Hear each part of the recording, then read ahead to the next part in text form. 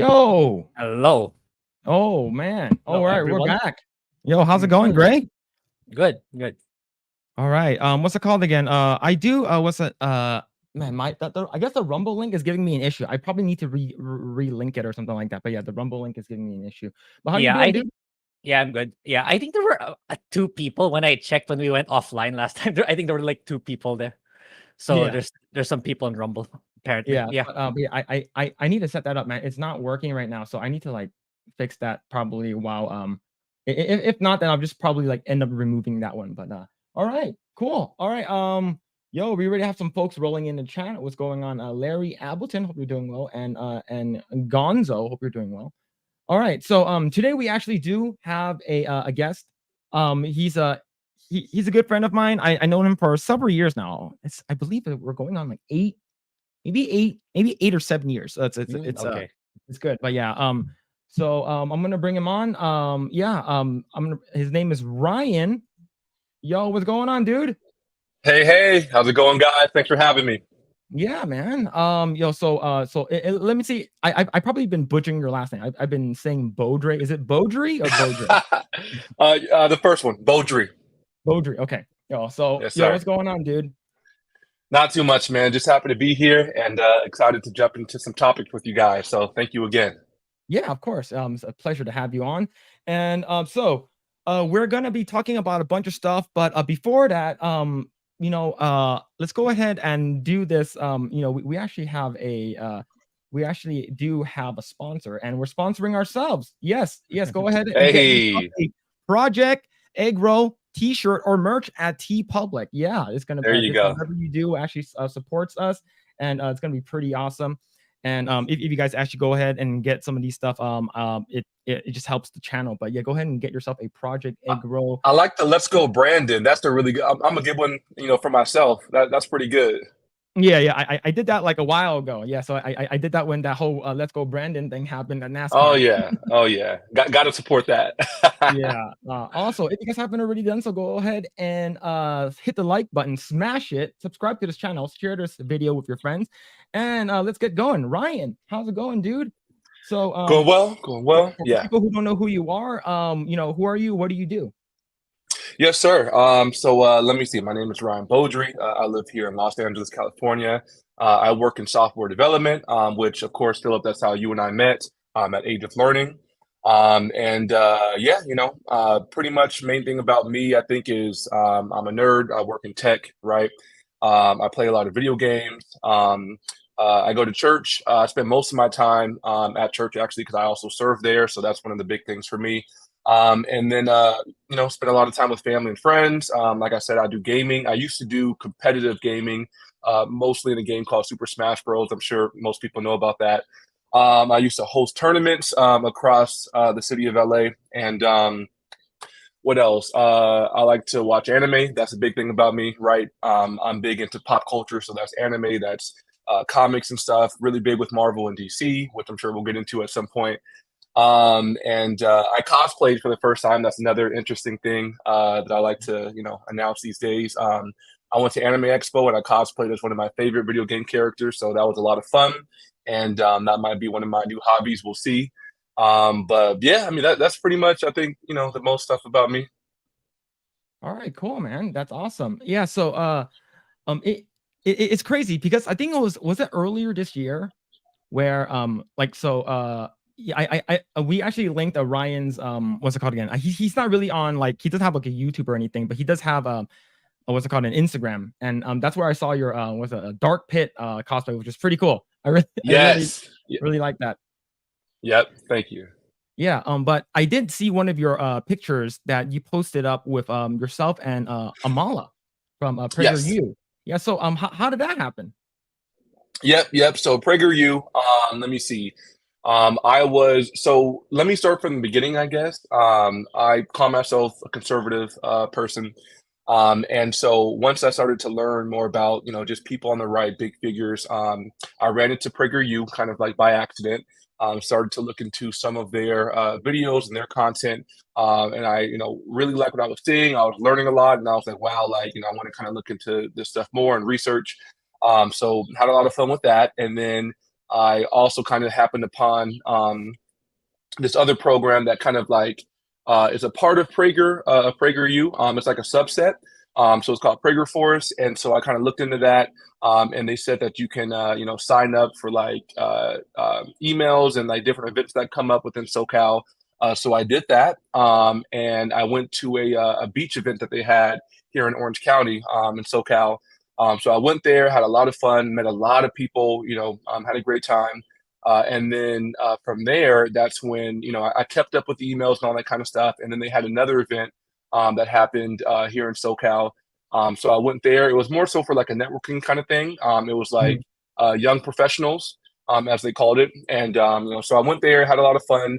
And then they kind of surprised us with having some of the speakers from PragerU attend. So that's where we had Amala and a few other of their representatives. And, for me, I was starstruck, right? Because I've seen a lot of her content, and, she's a really flashy kind of a person. She has a lot of social media, she has a big presence online. So me seeing her, definitely took my chance to talk with her, and, just kind of connect and that kind of thing. Had a lot of fun.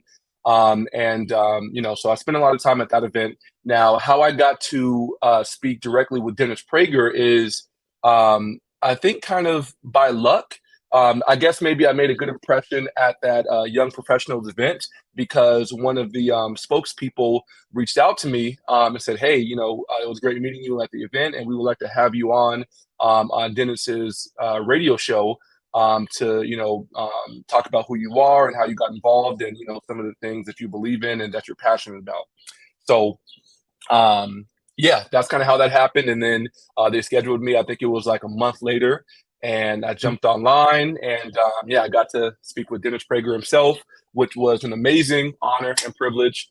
And what's funny is, I think online he seemed to have like this kind of big personality, and he has a lot of knowledge and all that kind of stuff, but he really is like one of the sweetest, most down-to-earth people that I've met, especially for someone with his status and his platform. So anyways, it was a lot of fun.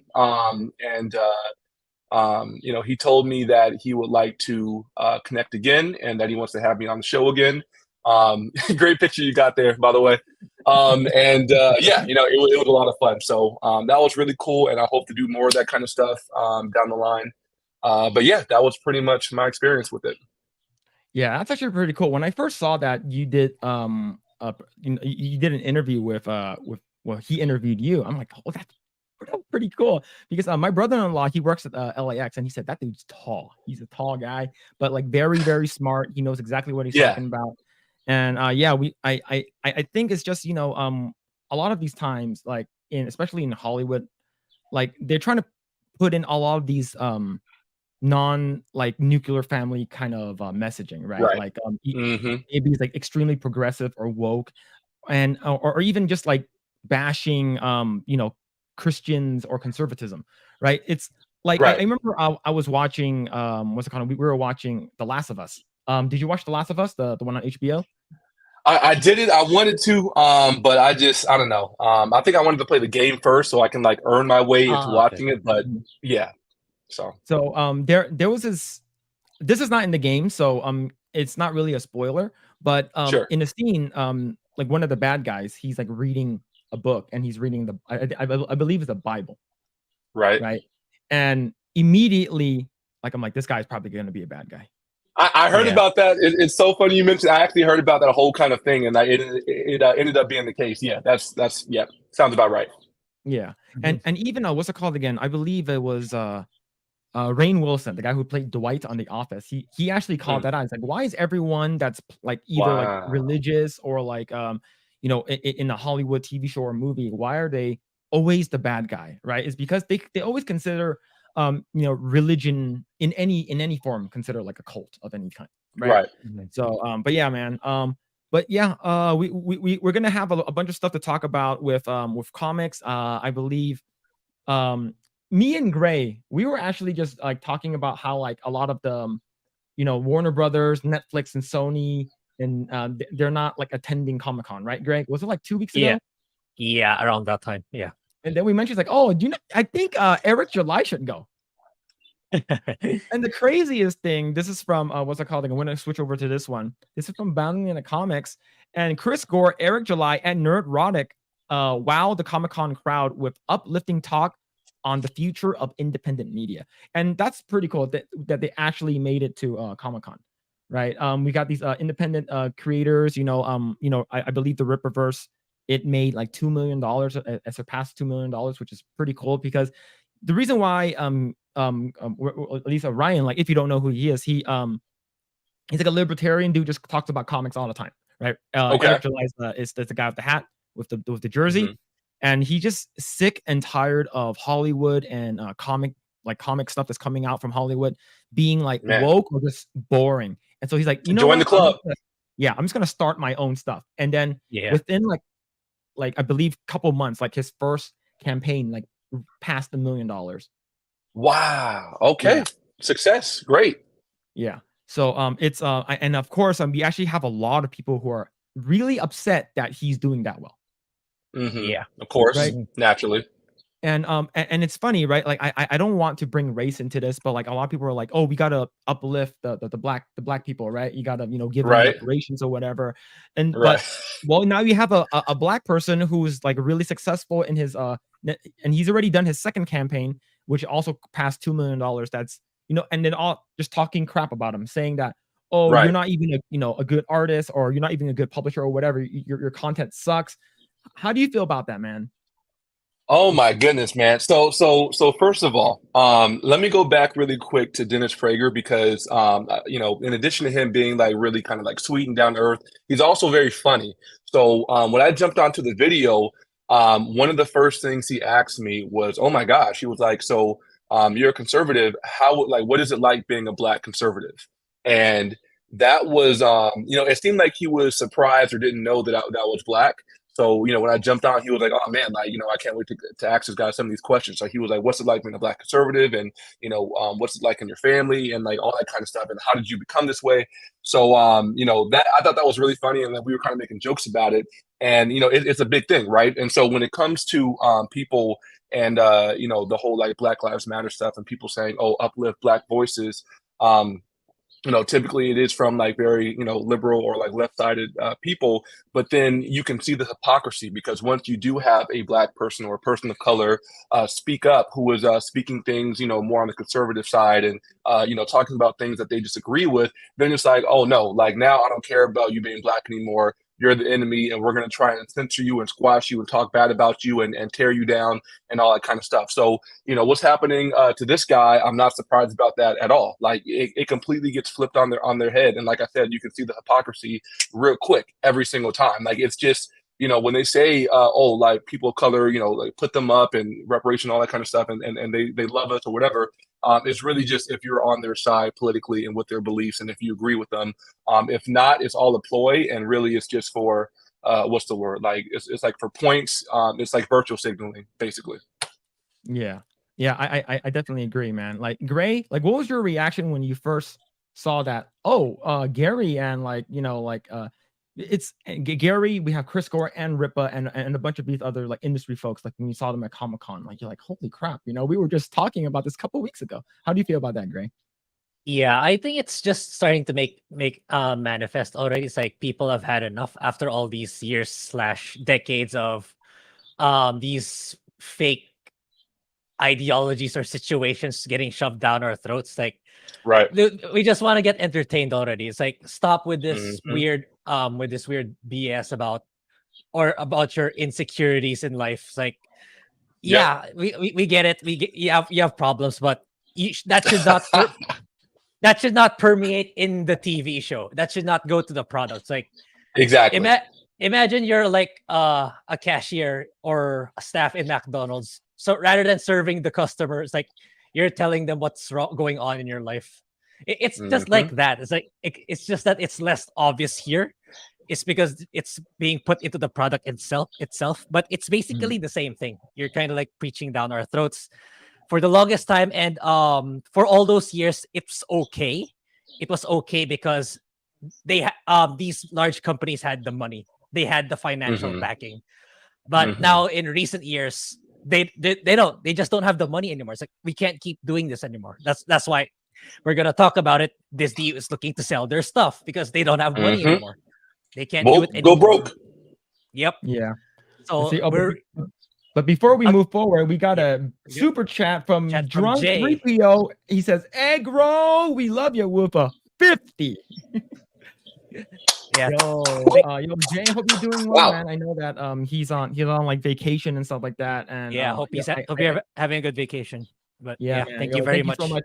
Yeah, thank you so much for the support, dude. I hope you got some rest. And I know you posted up your first video in a while yesterday. And but yeah, I believe I'll be getting my copy of Achromatic Chronicles on Wednesday, and I believe the other one that's I bought for Grae should be coming in, I believe, the following week. But yo, thank you so much, Jay. Yo, definitely appreciate that, man. But yeah, but going back to actually talking about what happens with people who actually hate what's that called again? Like Eric July, right? So, like someone in the chat says that the hate for Eric July is insane. And I 100% agree, is because you have this person right over here, Tony Isabella, creator of Black Lightning. These Comics Gate people are hilarious. One just texted me that I didn't know Jack Kirby.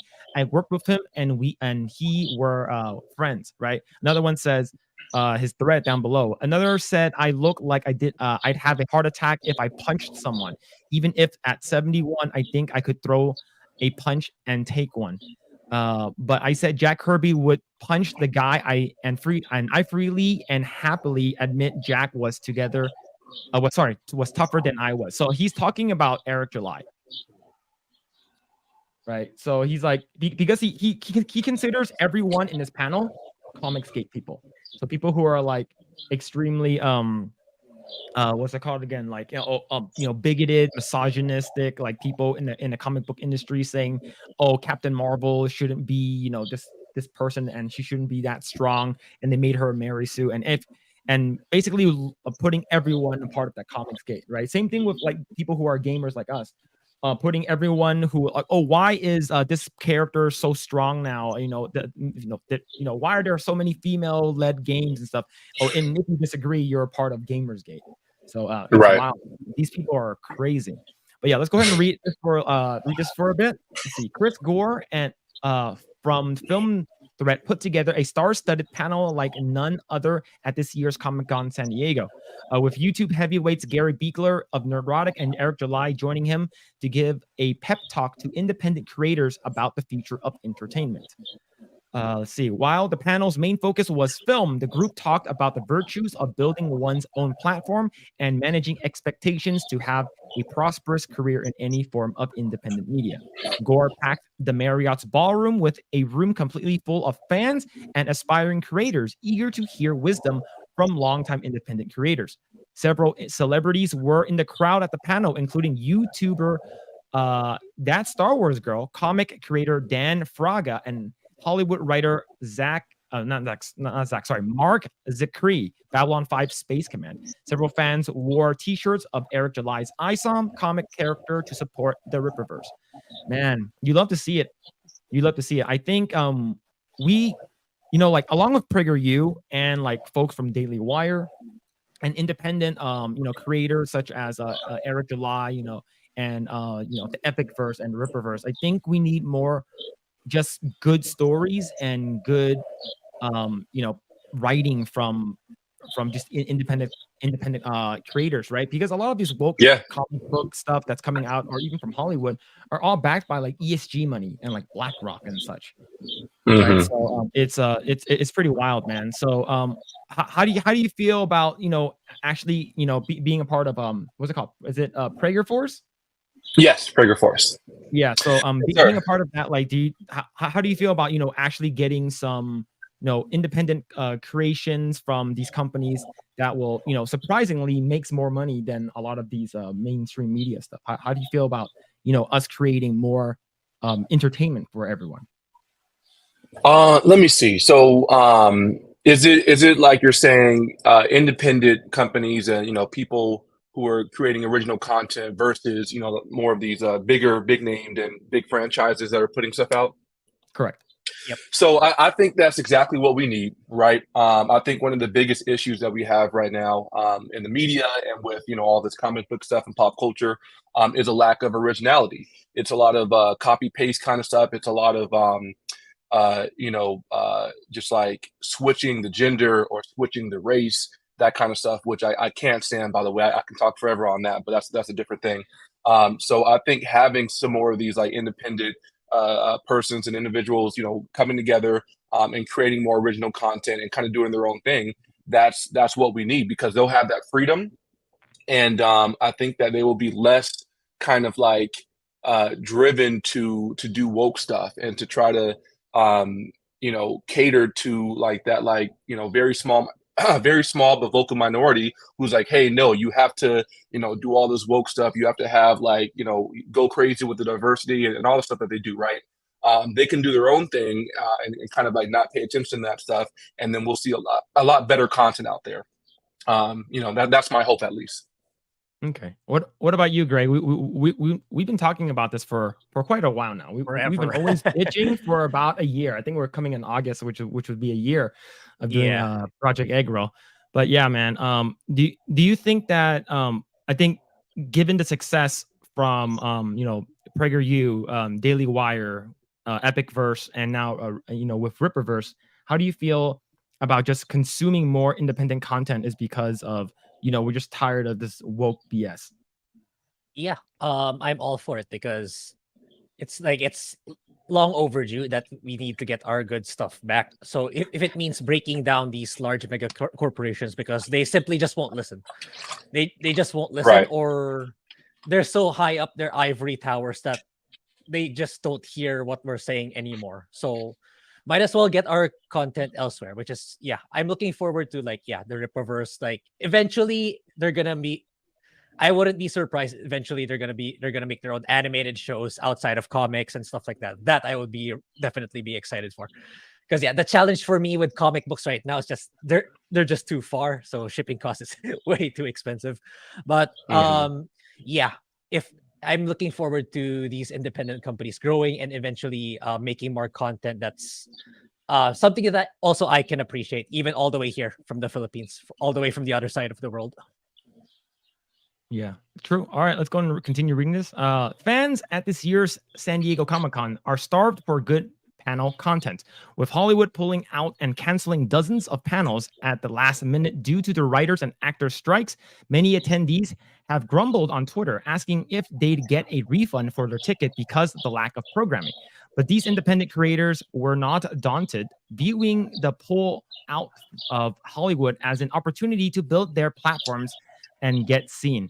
Yeah, I think I'm happy that this is happening. I think overall, Eric July and a bunch of these people who are just making their own work definitely proves to Hollywood, we don't need your crappy content anymore, right? Like if you think about it, like one of the characters that's coming out from the Marvels, the female that's holding what's his face? Ronan the Accuser's hammer is supposed to be male. Now gender bent to female, and a lot of Marvel is doing that, right? And I think everyone's just growing tired of having that, right? Like escapism is one huge thing for us, people who love gaming and reading fantasy stuff, and like we don't play video games to get reminded how shitty the world is. Yep. Right? You can sprinkle that into it by all means, right? You can totally sprinkle that into your your medium. But if it's like, oh hey, you're playing The Last of Us 3, and then one of the restrooms says all gender restroom, you're like, oh my god, dude. Oh, it's right. Don't give Naughty Dog ideas. Yeah. But let's go ahead and read some comments that are coming in. Let's see. So Alan Voss, so Alan Voss right over here says, "Wow, didn't realize this guy's such a bigot. This guy's a troll." So if you read that, he's just literally trolling, and like he's basically trying to get us to laugh and stuff. So but yes. Nice. Let's see. Yeah. Seeing a bunch of eggs in the chat with Mavis. Hope you're doing well. And let's see. Let's see, here's one. Mavis says Eric July is big on fitness. That guy would break his fist if he tried punching Eric. Yeah, true. Let's see. Yeah, Gore has a wild hairdo. Yeah, he did. Oh, he probably just woke up. He's like, "Oh shit, I have a panel to go to." Yeah. But yeah. Let's see. But yes. But yeah, man. Let's see. For real. Phillip giving them all the ideas. I'm pretty sure. They already thought about this, right? It's because I think I saw on Twitter, like someone posted that they were at the Hard Rock Cafe and it had like a sign that says all gender, restrooms. And then I'm like, I'm pretty sure like women don't want that. Like, Yeah. Given the fact that us men, like, we're terrible at aiming. Well, I don't speak for all of you guys, but I'm terrible at aiming. And there's like, the men's restroom are not the cleanest. It's not the cleanest restroom. We get in and get out, and we don't talk. We got to make sure there's like a buffer room. If there's like 3 urinals, there's always have to be a buffer space in the middle. And but it's just, I'm pretty sure like the women are like, I don't want a guy in the same restroom as I do. Yes. Traditionally say, Yeah. thinking, man. I'm no Trojan racist. Oh man. But so what's it called again? There are a bunch of these comics that I do want to go over, but I guess what's it called again? Have you? I haven't seen it yet. I still want to watch it, but I'm not sure. It might destroy me and my wife. But have you watched The Sound of Freedom yet? I have not seen that yet myself, but I've heard great things, and I do plan to see it, like probably in the next few days, because I want to be on that hype train. So I will be seeing it. Yeah. I definitely do want to watch it, but like I'm not sure how pissed I am. Like I might get really really upset. Yeah. It's because like even what's it called again? Trump. He did a showing at Mar-a-Lago for like hundreds of people, right? And he sat like right in the front. You can see his crazy hair, but he said that after watching that movie, he says that when he becomes president, that's what he said. When he becomes president, he's gonna. I'm not sure how you feel about this. Coming from a pro-lifer, right? Like, he's gonna want to make a death penalty for all like traffickers. How do you feel about that? Wow. Like coming from that, right? Because like all men are God's children and stuff like that. Coming from a more religious background, like how do you feel about that? Yeah. Let me see. So death penalty. I think generally I'm not really necessarily against the death penalty, like like outright. I would say that it's kind of a case by case thing. I think as far as trafficking. I mean, that's horrendous, right? That's one of the worst things that you can do. And so I think that if, people's lives are at risk, or I think a lot of people unfortunately do end up dying within those situations from, different, types of issues. So, I think if the crime fits, then, that punishment may be something that would be appropriate. So, I don't know if I would do a blanket statement, but I think that it's a pretty horrendous thing. I think we would all agree with that. So I wouldn't necessarily be opposed for that, even though I am, I call myself a pro-lifer. That's more so when it comes to like abortion and that kind of a thing. But like it just depends. Yeah. Like what about you, Grae? How do you feel about like human traffickers like getting the death penalty? Like here in the States, coming from the person who lives in the Philippines. Yeah, it's like us. I'm probably the same boat with Ryan. It depends on the severity of the crime or the deed. Yeah. But yeah, child trafficking is for me. It's 100% on the nose for deserving a death penalty, in my opinion. It's like you're so deep into the most terrible human being already. It's like, it's not okay. It's not necessarily moral for you to die, but if it means preventing more people from getting victimized by you, yeah, I'll be able to sleep at night even though you're gone. Right. Yeah. Pretty much. For me, I asked my wife, and I told her, I was like, oh, did you know that like Trump, when Trump watched it, and he was like, all right, he's gonna, of course, us being like new parents, like she was like good.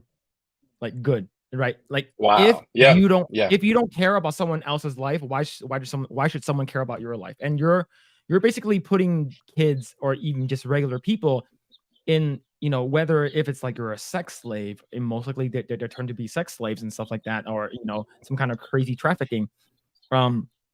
It's like it's a pretty awful, like it's a terrible thing to do, right? And I was reading an article, I forgot where, it might have been in Florida or in California here, but like I guess there was a little girl that somehow escaped, and she was like, I don't know how old she was. She was holding a sign that says "Help me," and someone rescued her, and she was a victim of human trafficking. Right. So it's very, very sad. And like I do know some of the synopsis of the movie. And because the writer and the what's it called again? The actual the officer or whoever the border patrol person that was actually assigned to, helping out human traffickers. Like not helping them out, but helping out the people who are victims. Like they talked about it on Tim Pool. Right. And like it was hard for me to hold back tears, man, hearing him talk about it. Like, and it was just him just talking about what he went through. And Wow. now they're making this into a movie, and hearing these people on CNN saying that it's a right-wing conspiracy. It's I told that to my wife, and she was like, I'm so mad right now. Like the fact that they said that. It's crazy that people actually think like that. Yeah, Tim Ballard. Thank you. Yeah, Tim Ballard. Like, it's and that's the reason why, like, that movie cost, I believe, Grae, $14 million, right? Yeah. Like it was like something really like and they made, and I believe now it went past 100. Yeah. Okay, there we go. The Sound of Freedom blasted 100 million at the box office, declared the people's movie, as early estimates show it besting Mission Impossible. Man, and Mission Impossible, like I heard it was really good too. Yeah. Right. So and this movie came out on July 4th. Right. And it beat Mission, the fact that it's beating Mission Impossible, and it completely destroyed what's it called again, the opening weekend for the Dial of Destiny. Right. It definitely shows that, like, how,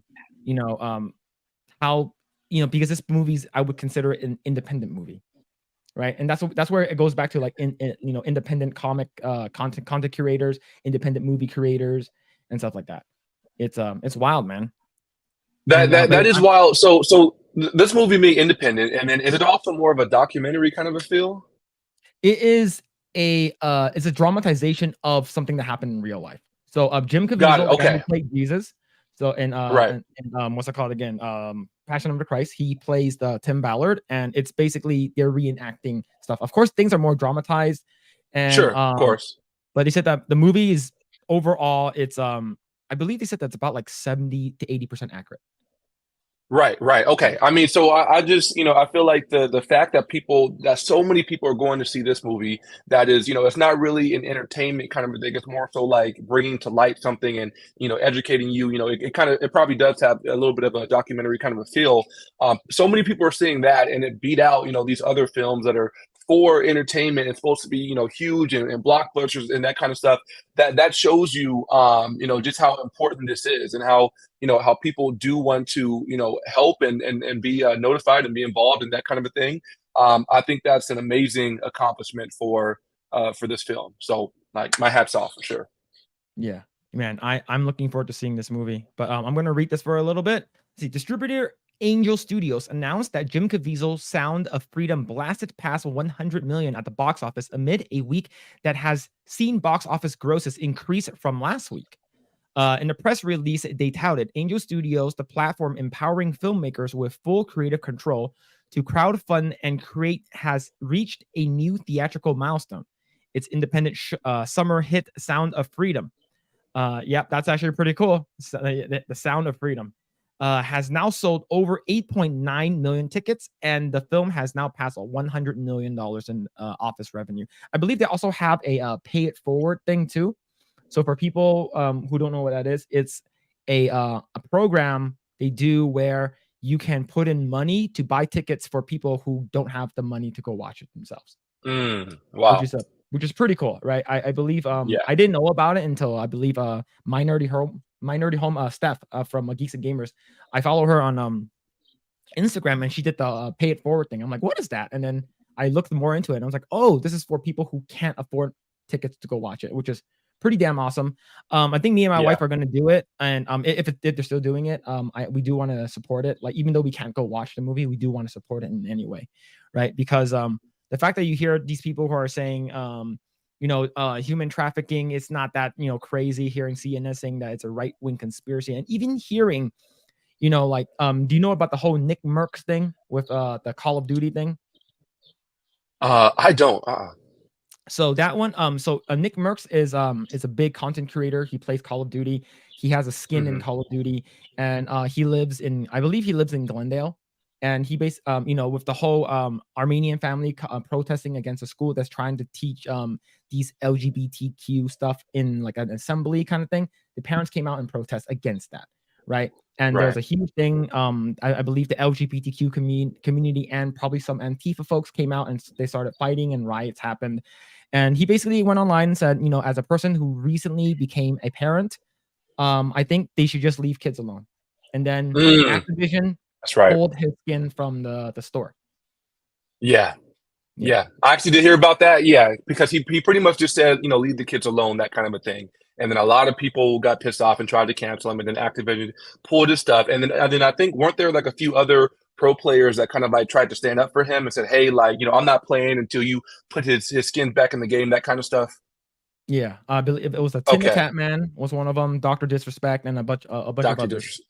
Yeah. Wow. I believe it's still ongoing, right? It's still not. It's not resolved. So. Yeah. But the crazy thing is when he says leave the kids alone, and you already see people coming out on Twitter out of the woodworks, saying, leave kids alone. Why you're attacking the LGBTQ community? I'm like, are you saying the LGBTQ communities are they pedos? Are you outing yourself? Telling on themselves. Exactly. Yeah.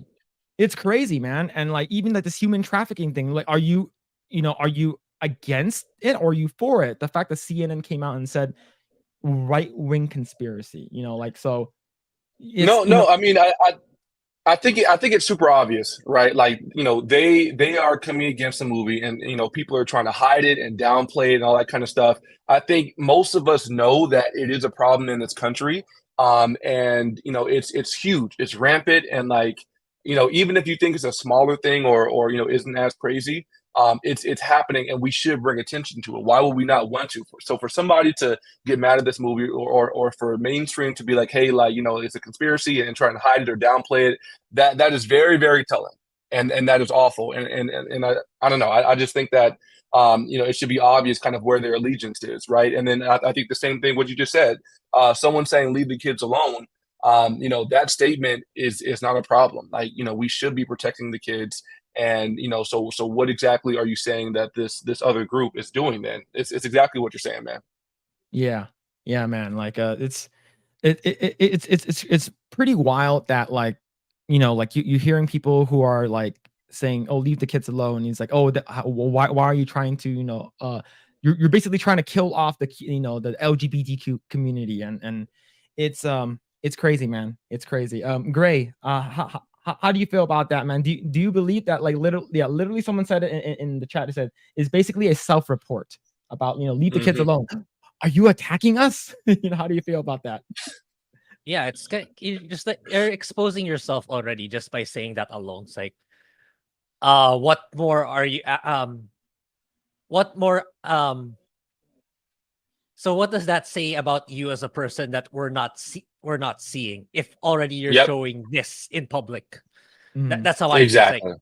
Like, yeah, good point. So it's like you're into this stuff. That's why you're defending it. I mean, that's what we're getting, right?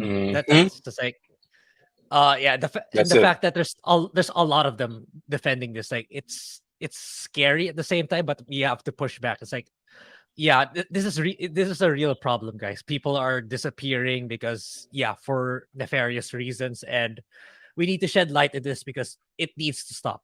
Because like even with this this movie making it aware, it's probably still happening on a daily basis, sadly. Yep. Of course, absolutely, exactly. Yeah, like wow. I even get those like like those flyers and stuff like that. you know, like back in the day, those milk cartons, you know, have you seen me? And like, you know, back in the day as a kid, I'm like, I didn't think too much of it. It's like, oh, but they probably like wandered outside the house, they got lost or something like that. But now, like, you see it as an adult, you're like, it's probably because of human trafficking, you know, like, Hmm. and I mentioned this before, you know, like for the folks who are new in chat, and I mentioned this to Grae a couple streams ago. So there was most recently there was what's it called again? There was a report on one of our we have this thing called like the Nextdoor app, right? So like it's usually an app that's usually around your area about like if there's any like crimes or like you know, oh, be careful if there's a coyote outside, or you know, I hear a person who's outside, you know, showing themselves to little kids, you know, that kind of stuff. So one of them Right.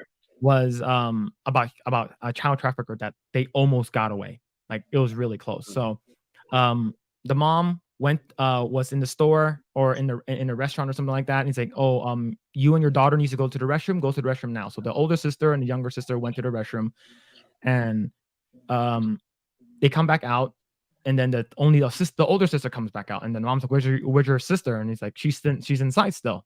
And she's like, go get your sister. And then he's like, I don't see her. So the mom goes in with her, and you see two sets of legs in one stall, one large one and one small one. So the mom opens up the door and like sort of like shakes the door open, and then when what she sees is her daughter already shaved bald in different clothing, and that was like literally minutes. Wow. Yeah. And the thing is that if you don't know, a lot of the human traffickers are actually female, is because they're inviting, right? They're nurturing. They're naturally, you know, the females. You don't think females will actually do this, but the female, most Right. of them are females. It's because it's easier to approach kids as a female. So yeah, it was that close. It's literally minutes. They shave your head, they put you in a different clothes and make you look like a boy. And once you're in a truck, you know, like you're gone.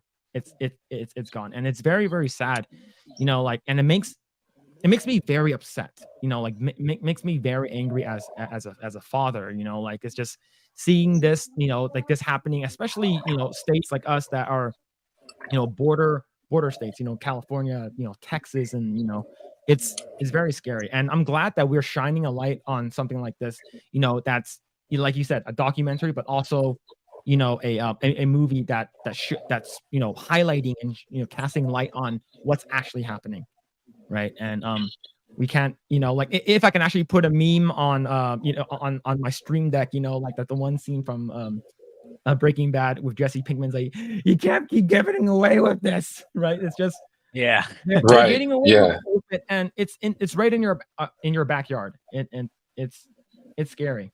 I mean, Phillip, it's you know, I'm hearing reports that it is a multi-billion-dollar industry, right? Yeah. Multi-billion-dollar. So that tells you, you know, how much effort goes into this whole, you know, situation. There are people who are out there, and like you said, I think using women, that is like diabolical, because yeah, you know, we're more likely to trust women, they're more nurturing, all that kind of stuff. So, you know, like to use them and to use that against people and against children to trap them, that is evil. And then you know, all the efforts that are used to like hide this and keep it on the low and keep it like underground, all that kind of stuff. Like, you know, multi-billion dollars, that really just shows how just comprehensive this whole effort is. And that's scary because, you know, like there's people all over the place doing all these different things, and there's so much money that's being pumped in there. So, you know, people are willing to jump in that and to join it because it's ridiculous, man. So that's it's scary, and we absolutely should not be like trying to you know, put this down or cover it up. So if people are doing that, it's very telling. You know, they're exposing themselves. And I think people need to see this movie so people can just become more aware, and that, you know, I think it will encourage other people to try and step up and shine lights on this, and help people to just be more aware in general. Yeah, I agree, man. What about you, Grae? It's like, do you get, you know, coming from the Philippines, do you get stories about like human trafficking over there? I know Yeah. this is a different topic from what we usually talk about. Like, do Yeah. you get any stories from that?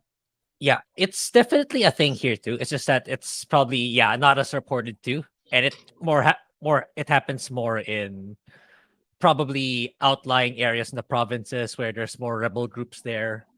And kidnapping is a thing here in a sense that they try to kidnap tycoons or people from wealthy families to hold them hostage. But I think the worst part is the messed up part here in the Philippines is that since the poverty rate is high, it's high here. So it's I hear stories that it's the parents themselves that want to sell their child. Yeah. Oh, wow. Yeah. So that's even worse if you think about it. That's crazy. And it's funny because like when you said that the parents wants to do it themselves is because the parents want money. And this is like a complete like out of left field. There was a scene in South Park. I'm gonna go back to South Park, and there was a scene there where I believe Paris Hilton like lost like she was crazy and she killed her dog or something like that in South Park, and then she needs like a new like toy or new animal to play with. And then she somehow got in contact with Butters, which is like one of the most innocent like kids in South Park, right? And then Paris Hilton, like heir to the Hilton, freaking crazy like business. She offers her parent, Butters' parents, like, would you sell your son to me for $100 million? And he's like, no, we're not $100 million. Man, right? And then like, right? I know it's a joke, but like. That episode came out like 20 years ago. People would actually even people who actually do it for less. Like if you think about it, even like $10 million, $1 million people would do it. Yeah. Which is man, it's yes, right here. The dog shot itself. Yes. Okay, I remember now. She was in the limo and the Chihuahua went into like the purse, like her purse, and brought out like and killed her. Okay, I remember now. Yes, thank you so much, Magus. Yeah. Yo, and we got a $20 super chat from Abru. Great job, guys. Yo, thank you so much, dude. Yo, a nice tidbit since you brought up Paris Hilton. I know several years ago she came to the Philippines and someone managed to steal her phone. Wow. Just a nice tidbit. That's actually pretty funny. Yeah. Let's go ahead and read some of these comments. I know that Alan Boss, I think Lucas is like, he's like, hey, what are you doing? It's if he's actually actually disrupting the stream and stuff like that, like the Lost Tales will probably time him out. So he's just trying to rile me, especially me, because like I say a lot of dumb stuff that will probably like make me sound gay or something. So but yes, we're here for it. Yes. Let's see what's it here. So Jeremy's dangling cable says Angel Studios has 2 new movies coming out that look good and don't seem overtly faith-based. Like they've called Sound of Freedom, The Shift, and a sci-fi thriller, The German King, based on an African king of World War I. Ooh, that sounds interesting. Wow. Okay. Angel Studios. Good to know. All right. Yeah. So we talked about this a couple of weeks ago or last week, but Ryan, did you know that this movie was in the works for about like I believe it's done 2 years ago, so it's like an old movie, but they just released it. But the reason why they couldn't release it because they need a studio to release it in, right?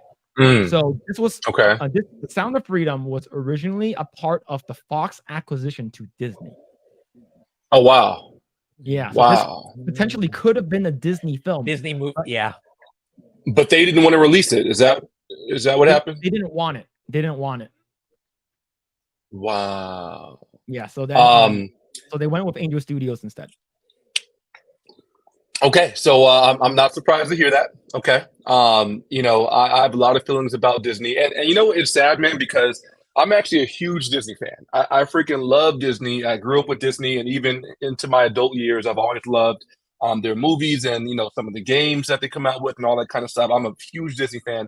Not anymore. There's I think they've gone downhill in a lot of ways. So I'm like that's a whole thing, but Disney as a franchise, I guarantee you that there are people within Disney that are probably involved in some of this really corrupt, things that are going on. So I'm not surprised at all that Disney as a franchise did not want to put out this movie, right? I think it would have been obvious that something like this would have upset a lot of their base, right? So there's that too. So thank goodness that we have other studios that, and more independent, folks out here that are willing to, to do things like this and to be brave like that, right? It probably is a big risk for, I think, whichever studio or whoever is a part of these projects to shed light and to, expose this industry, because people are out there who don't want it to be exposed and who, might front money to silence people or to censor or to attack, things like that. So I think, there's a lot that's involved with this. So I'm happy that, people are courageous and, willing to, come out with this.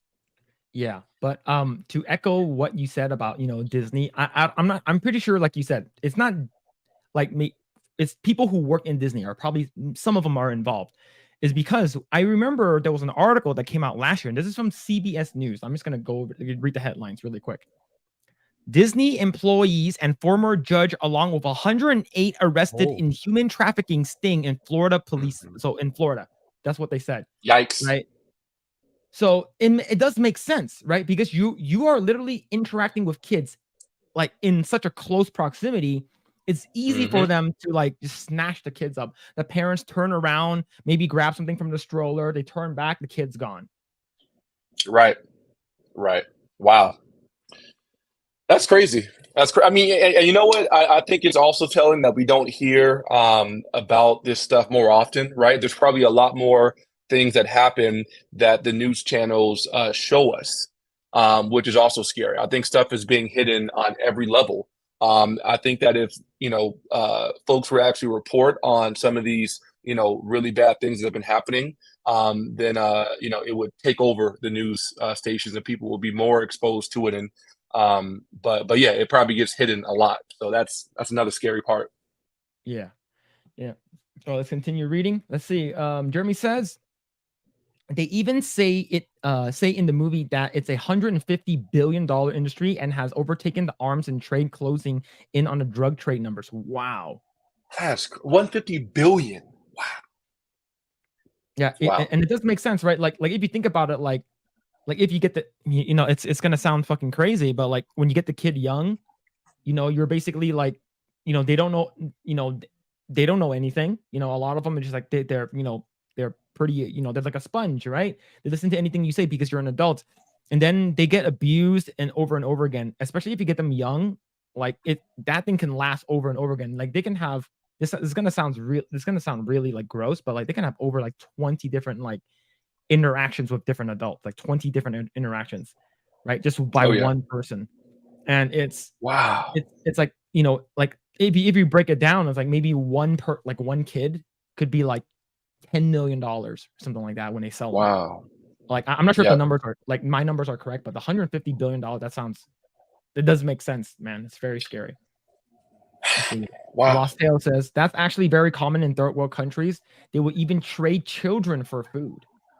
Man, that's wow. It's crazy. Let's see. Jeremy also says Man on Fire with Denzel Washington that also addressed this issue, but no one batted an eye and called that movie the things they have called Sound of Freedom. Yeah, I believe it's because Denzel, he's been in Hollywood for such a long time, and he's an OG, right? Like even with the stuff that he says about like as a black person working in Hollywood, him saying a bunch of these things that counters what Hollywood's coming out with. Like he's Denzel, he's already like he's a big name. No one's gonna call him out for it. But let's say a new movie, such something like this, like they'll definitely call you out on it, right? It's because Hollywood feels very like a very dirty place. Like it's a lot of dead bodies in there. Like right, yeah. Let's see. Denny Tate said the best stuff Disney did was The Wonderful World of Disney and their nature shows. Their nature shows are pretty good. I do like it, right? I know one of them was like voiced by like Barack and stuff like that, and what's it called again? I think it was Morgan Freeman. I think those are pretty good. See, Larry Appleton says Disney employees are always getting busted whenever there's a bust in Florida. Yeah. Yeah, man. It's always in Florida, dude, because you get people from out of country, right? So you get people from out of country who has no jurisdiction here. They have no ties here, right? And like parents have to go back or something like that. Like it does make sense why like it will happen, especially in Florida, right? You have 4 big parks, and you get like, well, not most recently, right? Because like Grae said, like the parks are super empty there because of like no one's going, and then they're all going to Universal Studios instead. Wow. But yeah, let's see. All right, let's go ahead and talk about actual some comic book stuff. So, I'm gonna toss this question to Grae. Grae, are you looking forward to Blue Beetle? The trailer was okay until the end, and until we know what the director did. It's actually really funny now that what's happening right now. Yeah, because it's already I never even knew about Blue Beetle until I saw the story of Injustice 2. I never knew about him. But but when I saw they're bringing this character, it's like, because he's really not a prominent character. Not a lot of people know him. No. So so as a director or as a showrunner, it's really your job to be able to resonate with the fan base. Like, hey guys, watch our movie. This a underdog superhero, or market it in such a way, the way Dwayne Johnson would, like, get on the good side of people. At least try to be get on the good side of people. But it's kind of baffling he did the opposite, and now that he's seemingly turning 180, it's too late, man. It's like, people know who you really are, so it's like I am looking forward to seeing it burn, honestly. Right. And they're gonna market this off as like what they did with Transformers and what's it called again, the Beast Wars Transformers movie, where they said, oh, this is like first like Hispanic like superhero from DC, like you gotta watch it, you gotta support your Hispanic superheroes, right? So let's go ahead and read this right over here. But yeah, this is from Battling in the Comics. It's a Blue Beetle early box office predictions are a complete and utter disaster for Warner Brother Discovery CEO David Zaslav, James Gunn, and their DC universe. Before I continue, Ryan, are you a DC or a Marvel fanboy? I am both, man. I'm gonna say both, but if I had to choose one, I would say honestly DC. I think, because I grew up more watching those shows. So very strong Marvel, but I think a little bit more DC.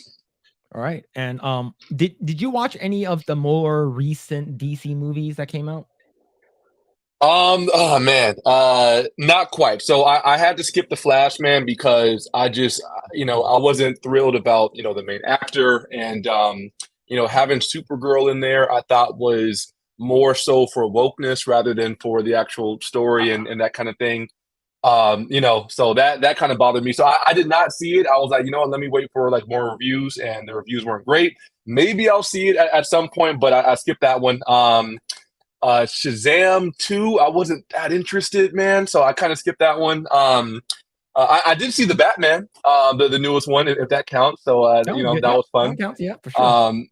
So I think with DC, I'm definitely more so willing to still see some of these on a case by case basis, versus Marvel, where I'm like kind of largely just off of it pretty much. But yeah, so DC, I'm still in there. Yeah. Yeah, and Grae, with your video, with your second viewing or second screening of the Flash. Pretty coincidental that Ryan mentioned. So there's gonna be a video that's gonna come out tomorrow for non-members. Oh, okay. I reviewed the Flash the second time. I actually think it's worse than the first time I watched it. Oh no! Oh my gosh! You guys, I was very excited to see it. Honestly, I was like, "Yo, like I'm down to see this. Like, let's bring it on." And then it just kind of got bad with like the more and more that I heard and that I saw. I mean, is it worth a watch at all? Like, for real? Not really. Honestly, it's like that's crazy. I will never get over the fact that James Gunn said it's one of the best superhero films ever made. I'll probably keep trolling him for that forever. Wow. Yeah. Like I would say crazy. If you were a big 89 Michael Keaton Batman fan, like if you love that one, I would say just watch it for him. But like I was what's it called again? I was a couple of days ago, my brother because it's on streaming now. So Oh, okay. he finally watched it and he says, "I'm watching The Flash. Is it that bad?" And I responded to him, it's like, "It's pretty bad until you get to the Batman stuff." And he's like, "Okay."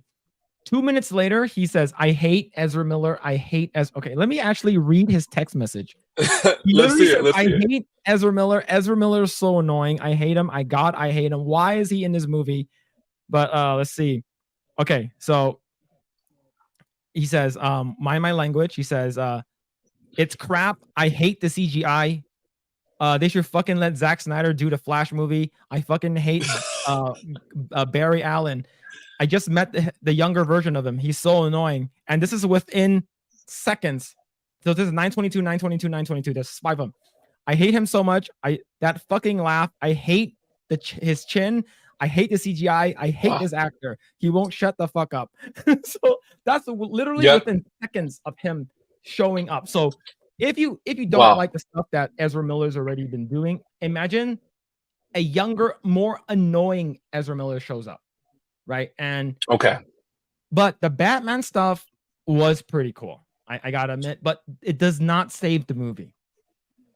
So if you can just try to watch like the Batman stuff, maybe on like on YouTube or something like that. I'm pretty sure it might be out already. But yeah, just it's great, and you get to hear some of the Danny Elfman score, from the '89. It's pretty awesome. Yeah. Supergirl wasn't actually bad in the movie. Yeah. Like, of course they she's a different character. Like altogether, she's not white and blonde anymore. She looks Hispanic, but her character was okay. It wasn't woke or anything like that. But it was just the movie was just bad. And if you watch the DC animated movie Flashpoint Paradox, you will hate this movie so much. And that's why I hate the movie, is because that Flashpoint Paradox and DC animated movie is so good. Yeah. Okay. So I did see the animated movie and I liked it and it was great. And I think that's what initially got me interested in this, because I was like, oh, it's supposed to be sort of kind of connected or whatever. So I was like, all right. And the Batman stuff, I definitely was interested in that. I didn't grow up with Keaton or watching that, so I didn't really have much of a connection there. But I did. It did still look cool. It looked interesting. So I was like, all right, like, can I at least watch it for that? So maybe I'll check it out on streaming and just, try and just watch those parts so I can appreciate that. But yeah, I think what you guys are saying about the movie overall sounds about right. And, I received that for sure. All right, cool. Let's go ahead and read this article here. Early box office projections are here for the upcoming Blue Beetle film starring, I think is Zolo. I'm pretty sure that's how you say it. Mariduena. And so he's basically the guy who played Miguel in Cobra Kai. He played Miguel in Cobra Kai. So if you like, I do like him in Cobra Kai though.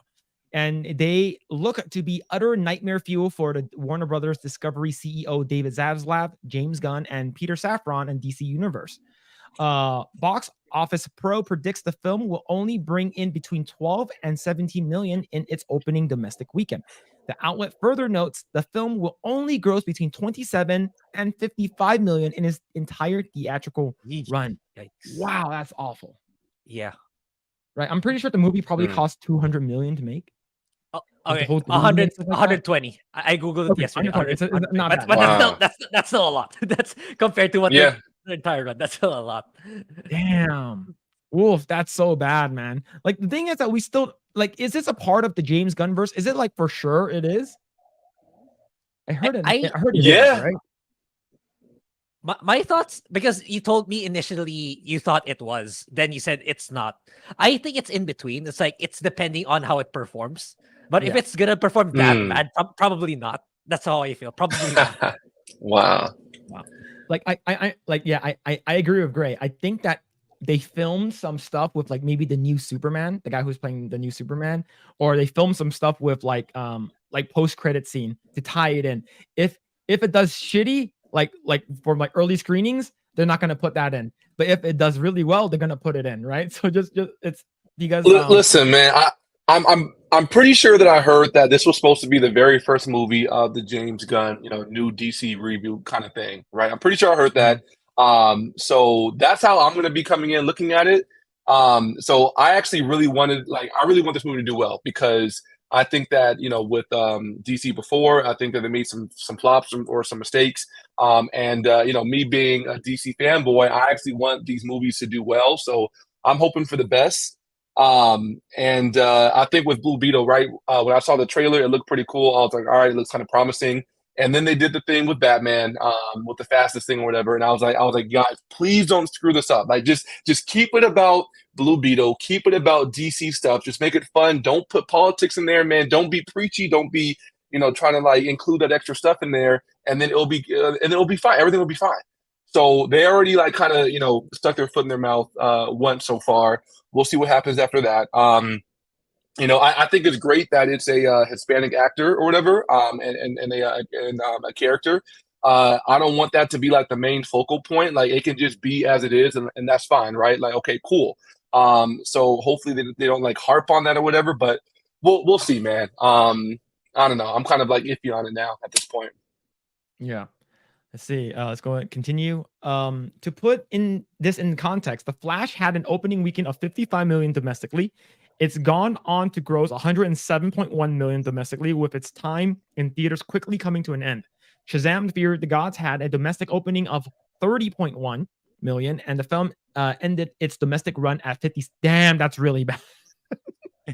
Wow, that's so bad. And then Black Adam, now a seemingly bright spot despite still being a financial failure, had a domestic opening weekend of 67 million and went on to gross 168.1 million. Not only does it look like Blue Beetle will vastly underperform the last 3 DC films, it's likely to lose a significant amount of money in its predictions if the predictions hold true. The Wrap reports the film has an estimated budget of 120 million. In order for the film to break even, it will need to make at least 300 million globally, right? Wasn't there an article that, like, saying that, like, the Dow of Destiny made 300 million, it broke even? I'm like, no, it didn't. Yeah. There's no way it made 300 million. CBR. It probably did, but they're just counting the revenue. They're equaling the revenue to the production cost, but it's just far from the case. Like they're not getting 100% of the revenue. Right. That alone. Exactly. Yeah. And they're not including marketing and other associated costs, which is, it's really absurd that they said that. Yeah. Wow. Let's see. With a 55 million domestic run, that means it needs to bring in at least 245 million internationally. The Flash only took in 160.4 million internationally. Shazam! Fear the Gods capped out at 74.5 million internationally, and Black Adam only did 223.1 million. The film's financials have become a barometer for the success of James Gunn's upcoming DC universe due to his own comment that the character of Blue Beetle is the first character to be a part of the universe, and he and Peter Safran are attempting to shepherd into existence. Gunn told Michael Rosenbaum on his YouTube show the first DCU character for sure is Blue Beetle, and the first full DCU movie is Superman. So yes, so I guess we were both correct and incorrect. So the first film is that, but the first character. So I guess Jaime is going to be a part of the DCU, but it's not the first film. So I don't understand that. Wait. So the first film versus the first character. Which movie isn't Blue Beetle coming out before Superman? Like what does that mean? No, Blue Beetle's coming out this year. Next month. But yeah, I don't know. I'm still not convinced. He's just saying that for marketing to lift the film up, in my opinion. Yeah, because if it's not a part of it, right? Yeah, at best, he's gonna make a cameo in some point in Gunn's universe, but I don't think Gunn will treat it seriously. Will treat the character seriously, because like already it's like Shazam, Black Adam, The Flash. All those 3 are more popular superheroes already, and they all flop. Right. Let alone this character, this extremely minor character compared to all of them. It's like he's just lifting up. He's just he's pulling another The Flash here. It's like the best superhero film ever. He's just basically doing that again here. Yeah. Okay. That makes sense. That's what I think. Yeah, and I wouldn't be surprised when the Blue Beetle comes out, and it's like, it's just as the projections predicted, it's like 12 million, 17 million box office. Just wait, like just wait. In the middle of the week, they're going to announce new castings for Superman Legacy. Like, hey, this guy plays Brainiac in Superman Legacy. That's what they did with the Flash, right? They announced Lois Lane and Clark.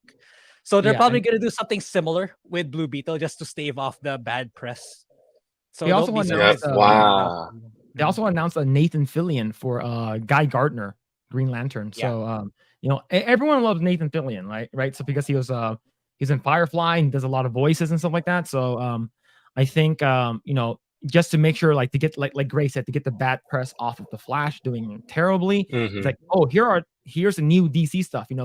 Please still come see our movies, right? And I do agree with what Grae said. I believe James Gunn has to say that this is Blue Beetle's a part of the James Gunn verse, is because if he's not, no one's gonna watch it. Right. So. All right, let's see. Let's go and continue reading.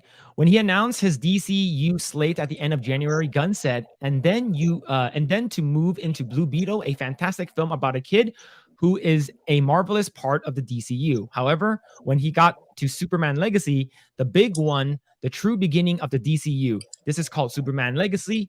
This is being written by me. I'm in the middle of it. I'm having a great time doing it, and Superman will be released in theaters in 2 years, so July 11th, 2025. So that's a full. So you're gonna have to wait about almost 2 years for the first DCU movie, right? And even saying that Blue Beetle is gonna be a part of the universe, to be honest, no one's gonna really remember him, right? Ryan, did you know about Blue Beetle? Like, did you watch Young Justice? Did you play any of the Injustice movie games? Yeah. So I think my first time hearing about Blue Beetle might have been in Young Justice. I think, like, officially. So I didn't know about him, and I think he's a cool character, a cool concept, all that kind of stuff. So I was kind of like interested when they announced the movie. I was also surprised a little bit. I was like, are they really trying to, start off this new reboot with this kind of a character that's like kind of minor? But no, I pretty much knew like a good amount about him. Yeah, like for me, I don't know, like the previous. I heard there was like previous Blue Beetle characters, and like this is the first time where it's like it's played by like a Hispanic character, because I believe it's like an alien tech that like gets embedded onto your back and it's like permanently there, right? So that's all I know from like the Young Justice animated shows and the DC stuff, but I don't know too much about the character. And like Grae said, like. You have like Shazam, the Flash, and even going back to like Wonder Woman 84, like those are huge household names for like Justice League. And then you have Blue Beetle, like who the hell is that, right? No one really knew who Captain Marvel was, but you put Captain Marvel in between two of the biggest Marvel movies ever, people are gonna know who she is, right? So, but. You have a shitty ass movie that came out, The Flash, and then you're gonna have Blue Beetle, and then you have to wait 2 years for Superman. No one's gonna remember Blue Beetle. Right? Yeah. Let's go ahead and read some comments. Let's see. Yo, what's going on, American Ninja? Hope you're doing well, man. And Baked Ewok, yo, what's going on? Hope you're doing well. Let's see. Warner Brothers only has one hit the entire year. Yeah, we need to. Technically, it is a hit. Yeah, it is because Well, down with the patriarchy, right? Basically, that movie is about that, right? I'm actually worried about what this Barbie set in terms of marketing movies. I'm actually worried what they will do in the future. Yeah, like. I think the movie is what's it called again? Like Jeremy Johns said. He said it's not for me. This movie was not marketed towards me, right? And I have a lot of friends who are online saying how the Barbie movie is great. Probably don't bring your kids there, is because it's a PG-13 movie, right? Yeah. And don't bring your 5-year-old daughter there, is because there's a lot of innuendos in that movie, and then your daughter's gonna ask, because on one part I heard like one of the characters actually says the word vagina, right? So then like a 5-year-old is gonna be Oh wow. mommy wants a vagina, right? It's like because Yeah, that's the yeah. actual term. It's like, and then you have Interesting.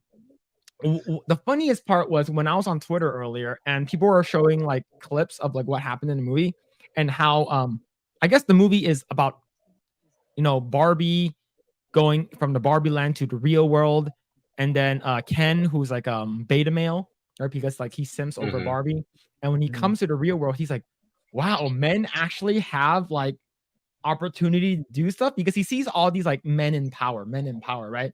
So he Right. becomes that sort of alpha male, right? And he brings that alpha male, that Andrew Tate style of alpha male back into Yeah. Barbie Land, and he sort of becomes like the ruler over Barbie Land. And they're basically bashing how patriarchy is bad. That, Yeah. Right. that's The thing, basically the movie. yeah, Critical Drinker pointed out, the writers of the story, I don't think they're how the movie turned out is what they were trying to say, because it came out like it's a good thing that men are standing up. It came out that way, that men are it's good that men are standing up for themselves rather than being anti male, which is Yeah, funny. which is what I'm sure they were actually going for. Yeah. Let me give you guys a confession that I have. So to confess, I was very excited for this Barbie movie. Okay. The reason why is because for me, when I thought about it, I was expecting like 90s nostalgia kind of a thing, right? And I definitely kind of missed some of that like 90s traditional stuff. So for me, it was pulling at those heartstrings, and I was looking forward to the aesthetic, right? Not necessarily the color pink, but just like, really good sets and really cool like stuff, and, kind of, bringing that whole Barbie magic or whatever, onto the big screen. It just sounded interesting. I thought it would be funny and maybe just kind of like silly or whatever. So it sounded like a cool kind of movie going experience that I can kind of just laugh at and a visual spectacle kind of a thing. And then some nostalgia. And then, once again, as I heard more and more about the reviews coming into it, I was like, oh man, like this is not sounding great. I think even on like the main poster, it was kind of a dead giveaway. It was like it said Barbie is everything, while Ken is just Ken. And I was like, oh wow. So they're really just trying to like, put down, like the guy character or whatever, just from jump. So like that was already a red flag. And then I just started hearing a bunch of stuff. So I don't know, man. I might still check it out, but like I think from what you guys are saying and then what I've been hearing on Twitter a lot, it does seem to be like a pretty strong kind of woke fest and like anti-man, just kind of a savage, feminist kind of a thing. Maybe I should have expected that, right? Maybe I should not have had so much hope in Hollywood, for something like Barbie, which is very easily can very easily be taken over by, kind of woke stuff. So I don't know. That was my bad, I guess. Yeah, I like for me, I figured that okay, it's going to be about girl power since it's about Barbie, right? Sure. And for me, I was always like fine with it as long as I go into it thinking about that. But I just heard it was bashing the patriarchy, and there was a scene where with Will Ferrell, I guess he's in the movie too, and I was listening to what's it called again? I think Moist Critical's review about it, and he basically said that he was a waste of he's a waste of characters because he's like the CEO of a company or something like that. But and he does this like Scooby Doo chase, and it's like okay, whatever. It doesn't make sense.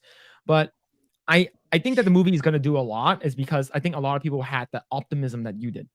Like I think this Yes. movie is just Yeah. gonna be 90s fun. It's gonna be fun. It's gonna Mhm. be great. And then I'm gonna go watch Oppenheimer afterwards or something like that. But Right. a funny side note, there's a person on my I think I mentioned this before. Person on my Facebook said, I'm gonna go watch Barbenheimer, right? It's gonna be it's gonna be a twofer. I'm gonna go watch Barbie first and then Oppenheimer. What should I wear? I said a pink kimono. And Nice. a Yeah. lot of people were like the person's the female's husband was like, I like you. I like you because like and of course hearing what's it called again? Speaking of Oppenheimer, hearing that like, oh Oppenheimer bombed in Japan. I'm like, oh yeah, bombed 3 times there. That's crazy. Holy snap. Yeah, Come on. That's low hanging fruit. Jeez.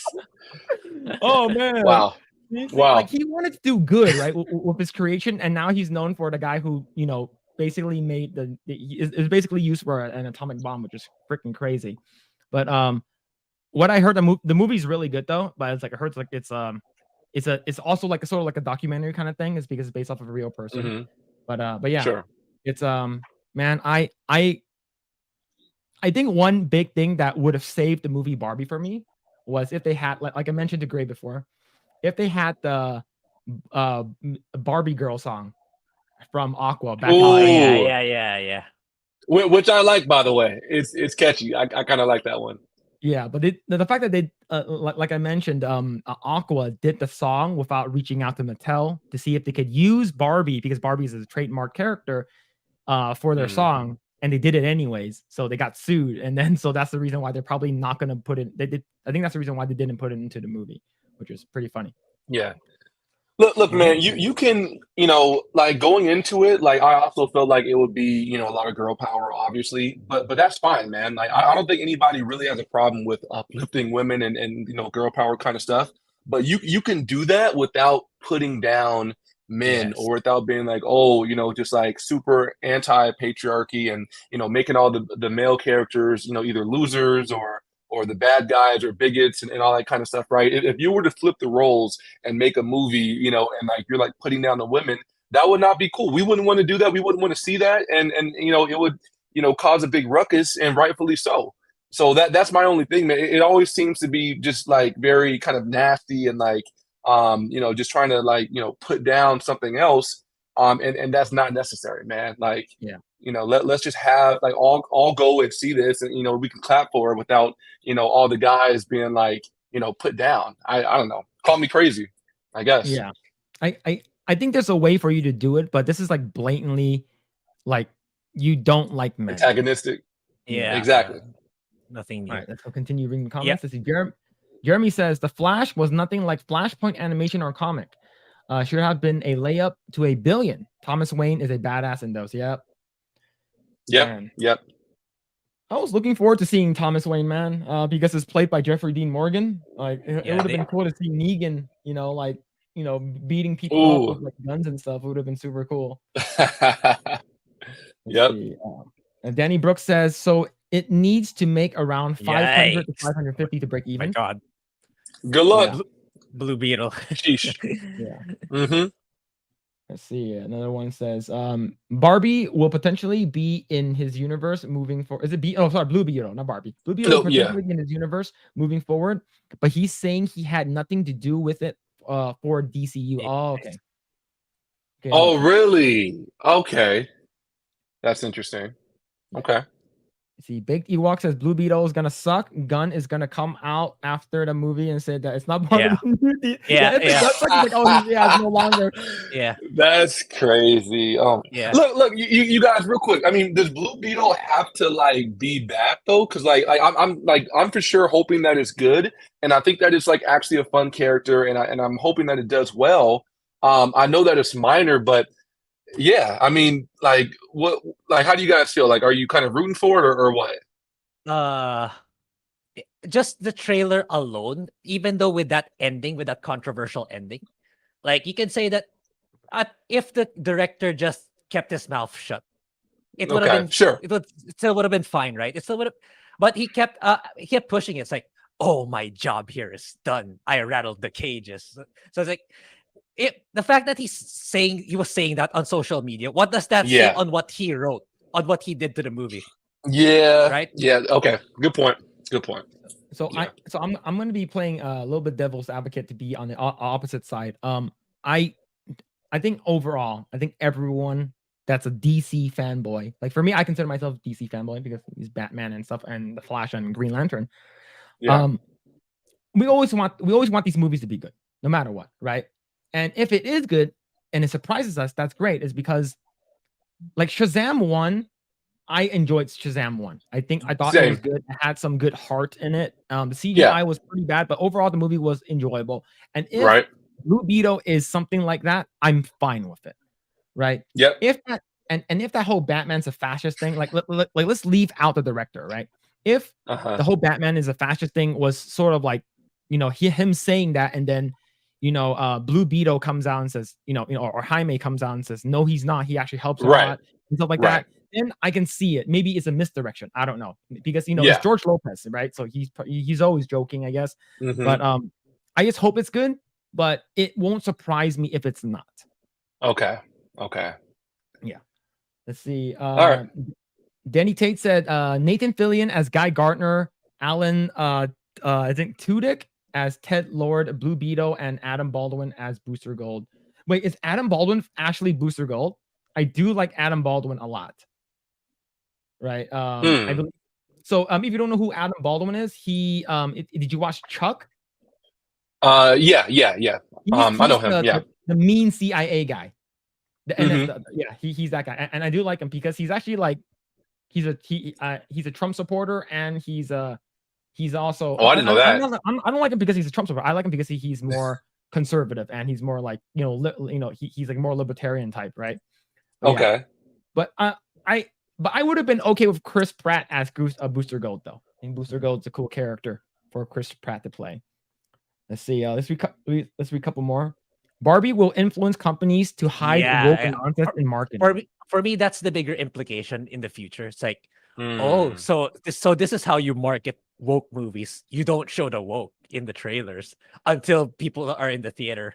So it's like, especially if Disney catches onto that, or Amazon, or whoever their next woke garbage is. Okay, let's not show the woke first.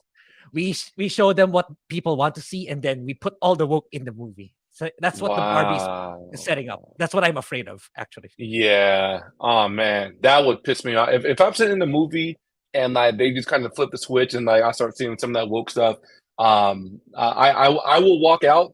Too bad my money was already spent, but oh man, like I can't imagine, man. Wow. Please don't do that. Yeah.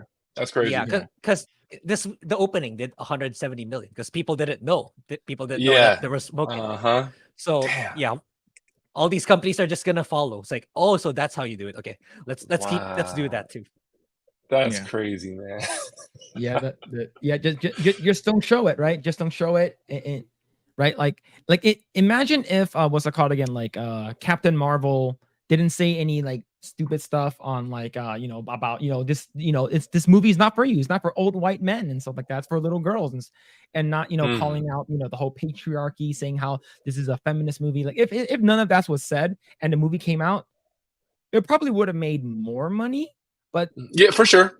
Like it probably would have made more than $1 billion, right? But like with the whole thing with Captain Marvel too, with the trailer releasing, not Captain Marvel, the Marvels that came out early this week, using the whole Beastie Boys, I'm not gonna, whatever that song they use, I'm not gonna shut my mouth or whatever that shit. Like, it's like, is anyone gonna go watch that movie? If it's already telling. Yeah, it's gonna be worse, right? And you can already see what's it called again? Like at one of the freeze frame scenes in like Captain Marvel she acquires the hammer that Ronan used. I'm like, okay, she's basically gonna become some kind of like superpower. A lot of people are like, oh, I can't wait to see how their power is gonna use this, because whenever the character uses his power, they swap places. So like it'll be really cool if they coordinate that. Yeah, that could be cool, but the thing is, the story is still there about like with whole Captain Marvel and hating men and stuff like that, because that was all over Captain Marvel. Yeah, exactly. All right, let's go ahead and I know that what's it called again? Yo, what's going on, John Platt? Hope you're doing well, dude. Hope you're doing well. But let's go ahead and read one more article, because I know you have to bounce in a bit. I believe we only have Ryan for about 2 hours, so let's go ahead and read one more article, and then we can talk about it for a little bit. But thank you so much for your time, Ryan, man, like for showing up and stuff. Like really and I mean, what, Phillip, just really quick, I might be good to go a little bit longer. Main thing was I wanted to work out and have some dinner, but I feel like me being on this is kind of curbing my appetite a little bit, so I'm not as I'm not hurting yet, so maybe I can linger, so we'll see. All right, cool. So let's go ahead and talk about Star Wars. So John Boyega, I guess, is in the news again, because I remember him talking trash to Disney for the longest time. Yeah. How saying that my character was supposed to be this, and then you did a switch and bait. Sorry, not switch and bait and switch into me being more of a side character. Because to be honest, I thought his character was pretty interesting in The Force Awakens. Right, I'm like, okay, he's gonna be a new big character. You don't have to have the Force to use a lightsaber. It's gonna be pretty awesome, right? And then of course in the second movie and the third movie, they sort of just completely ruin his character. And of course, when they marketed this in China, they completely shrunk his character down to a size of like a thumb stamp, right? It's because we got to make sure that the Chinese people, the CCP, the racist CCP people, make sure that we don't show as much black people, which is pretty messed up. But it seems like his wallet and his money bags are running dry. His well is running dry because, according to Bound Comics, John Boyega changed his tune. Now open to return to Star Wars. I'm open to all opportunities. Yeah, right. Because he was really big, all right, during this, and I believe he was even during the whole Black Lives Matter thing. I believe he was like out in like London or whatever, protesting and stuff like that. And then I'm pretty sure he's out of money. He's like, shit, like I need more money now. So right. Did you like John Boyega, Ryan? Did you like him in Star Wars?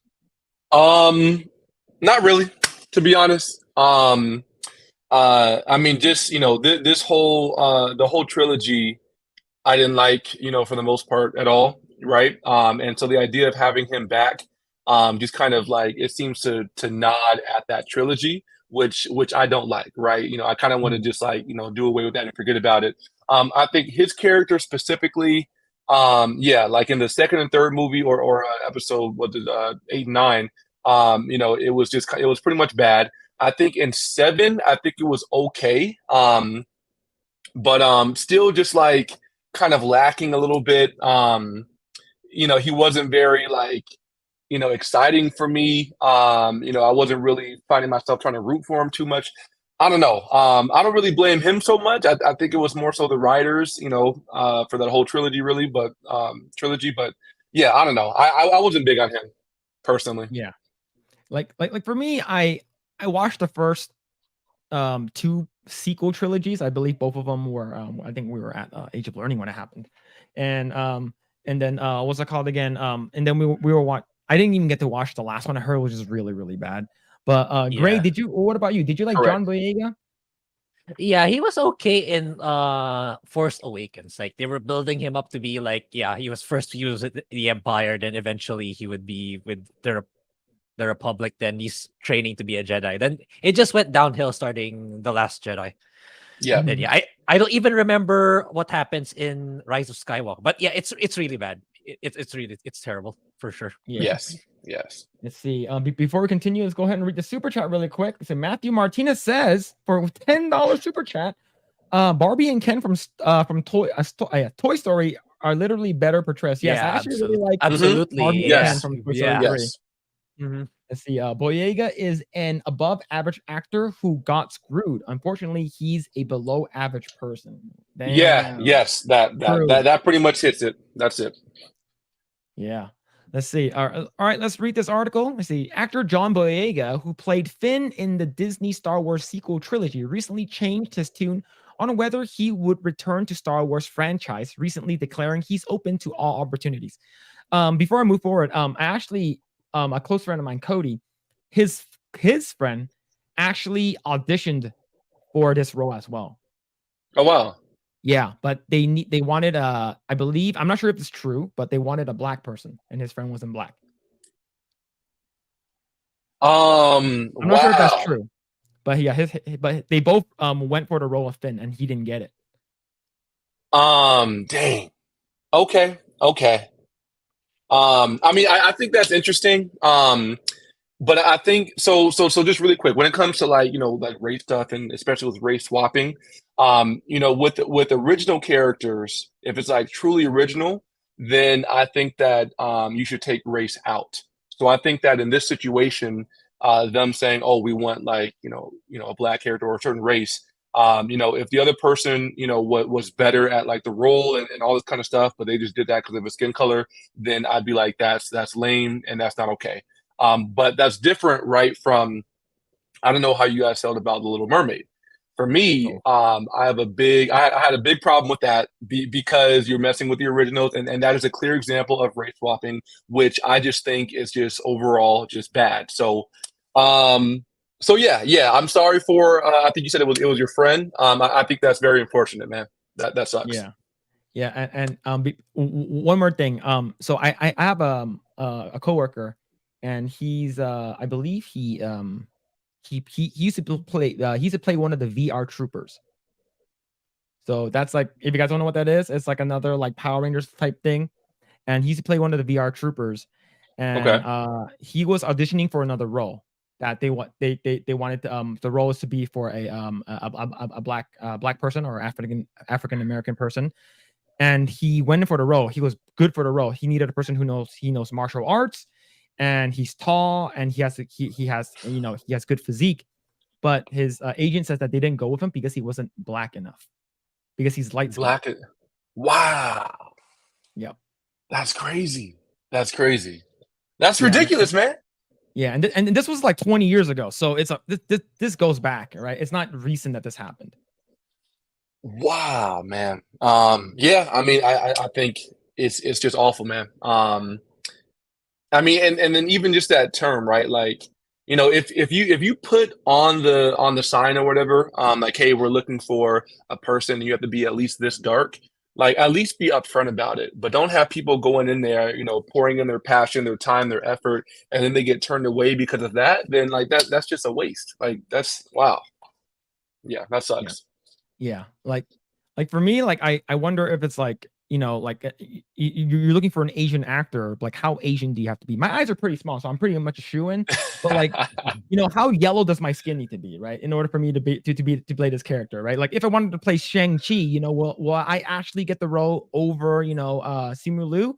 You know, I don't know martial arts. You know, my skin's pretty jaundice-like. My eyes are pretty small. You know, I could be a good Shang-Chi. But it's, you know, Hollywood is going to be Hollywood. But let's go ahead and continue. Yeah.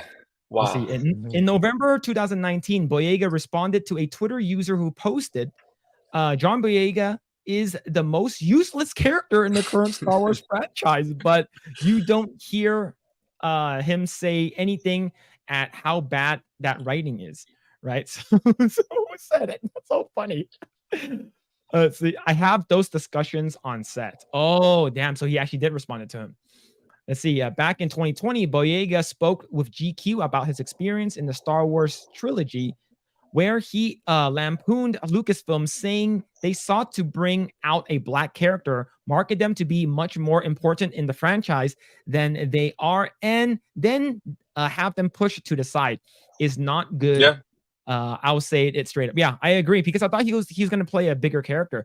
I really did like the fact that like he broke out of the mode of, oh crap, you know, I'm one of these like stormtroopers, right? So he broke out of the mold, and he sort of became his own person, and that's a really cool story for him. And I thought, like, exactly like what he said, I thought he's going to be playing a bigger role. And of course, of course, a terrible Asian driver hits him in the second movie, and then he kisses him. Right, and it makes sense for a terrible Asian driver. Wow, because Rose Tico ran into him. Right. Wow. Okay. All right. Sorry, I digress. He continued, like, you guys knew what to do with Daisy Ridley. You knew what to do with Adam Driver.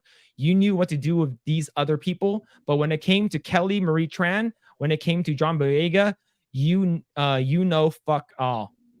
Yeah. So what do you say to me? What do you want me to say? What they want you to say is, I enjoyed being a part of it. It was a great experience. Nah. It will take that deal when it's a great experience, he said. They gave all the nuance to Adam Driver, all the nuance to Daisy Ridley. Let's be honest. Daisy knows this. Adam knows this. Everybody knows this. I'm not exposing anything. Yep. Yeah, man. This is like, but now that he wants back, that's a crazy part. Saying all of these things, do you think Star Wars is going to bring him back? No, probably not. Nope. Yeah, it's sort of like, are they going to, like I mentioned this before, are they going to bring back Scarlett Johansson, because Scarlett Johansson sued Disney for putting her movie in Disney Plus, right? That's right. Right. So are they going to bring back Black Widow? And now Black Widow is dead. She's going to stay dead. let's see. He said being in a big franchise, it's kind of like luxury jail sometimes for an actor when you want to do something else. The actor elaborated, because remember, in a franchise, you're working on one character for many years, which can starve your other muscles. Now speaking with Tech Radar, Boyega acknowledged his past comments, saying that those comments were a few years ago, so they were the subject of that particular project. However, he noted he's now open to returning to Star Wars, but I'm open to all characters and scripts that are enjoyable, have a great cast attached, and terrific director. So yeah, I'm open to all opportunities. I think Ryan Johnson probably screwed the pooch. Like, I would say if was it JJ Abrams was in charge of the entire thing, he might have gotten the bigger part, because Ryan Johnson basically wanted to change the outcome of the entire story. And it's in terms of just probably like ruined his character altogether, right? Do you think that if JJ Abrams was in charge of the entire thing, his character would have been better written? I would say yes, because it would have been a better story overall, which means better writing, which means the characters would have been utilized in a better, more appropriate way.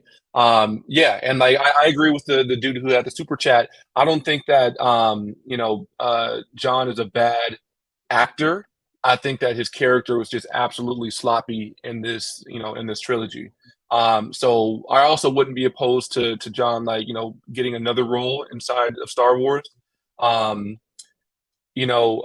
Just not this character. I don't really want to see this character much more. So that's how I feel. Like, it's like let's move on. But the thing is, we are getting a Rey Skywalker trilogy. So yeah, that was announced. Is that confirmed? Is that real? Really? Yeah. Wow. Yeah. I didn't know that. Okay, I mean, if that's the case, then I feel like we're probably gonna have to see, some aspect of this character, of John's character. I did not really. That, are you kidding me, man? That's wild. But given like that's not smart. Given Disney's financial situation, though, will it push through in its entirety? For me, that's exactly the question right now. Yeah, I don't think I doubt it. It's 100% on the nail, given Disney's finances. Yeah, that does not sound sustainable. Yeah, I don't think so either. Let's see. Boyega's comments come in the wake of Lucasfilm announcing the return of Daisy Ridley for the film that's set around 15 years after the Rise of Skywalker at at Star Wars Celebration 2023. A press from Lucasfilm announced Kathleen Kennedy then revealed that Star Wars will head into the future with a new feature set 15 years after the last events of the Skywalker saga. Shareem Obaid Chinoy will tell the story of rebuilding the new Jedi Order and the powers that rise to tear it down. The director then delighted fans by welcoming Daisy Ridley to the stage, confirming she will be reprising her role as a beloved Rey Skywalker in the upcoming movie. It's quite possible Boyega is now angling to try to get a role in the film. Yeah, I think the fact that that they're bringing them back, because maybe Boyega thought that it was a one and done. Right. After these 3 movies, I'm not going to be in the movies anymore. But when he heard, it's like, oh, they're going to continue with the, Rey Skywalker stuff. I want to be a part of it. Maybe they can retcon my character to make it better.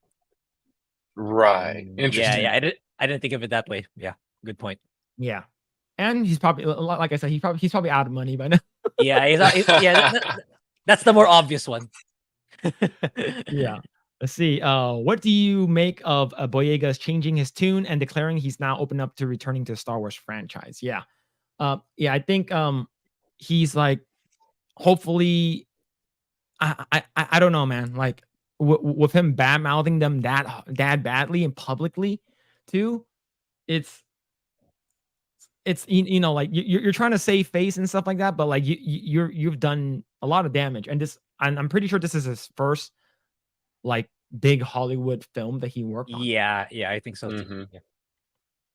Yeah, man. I'm definitely on the same boat as you, Ryan. Like I really hope that they did stop. Like, okay, just get this out of the way. Let's move on to other Star Wars stuff that we can actually talk about.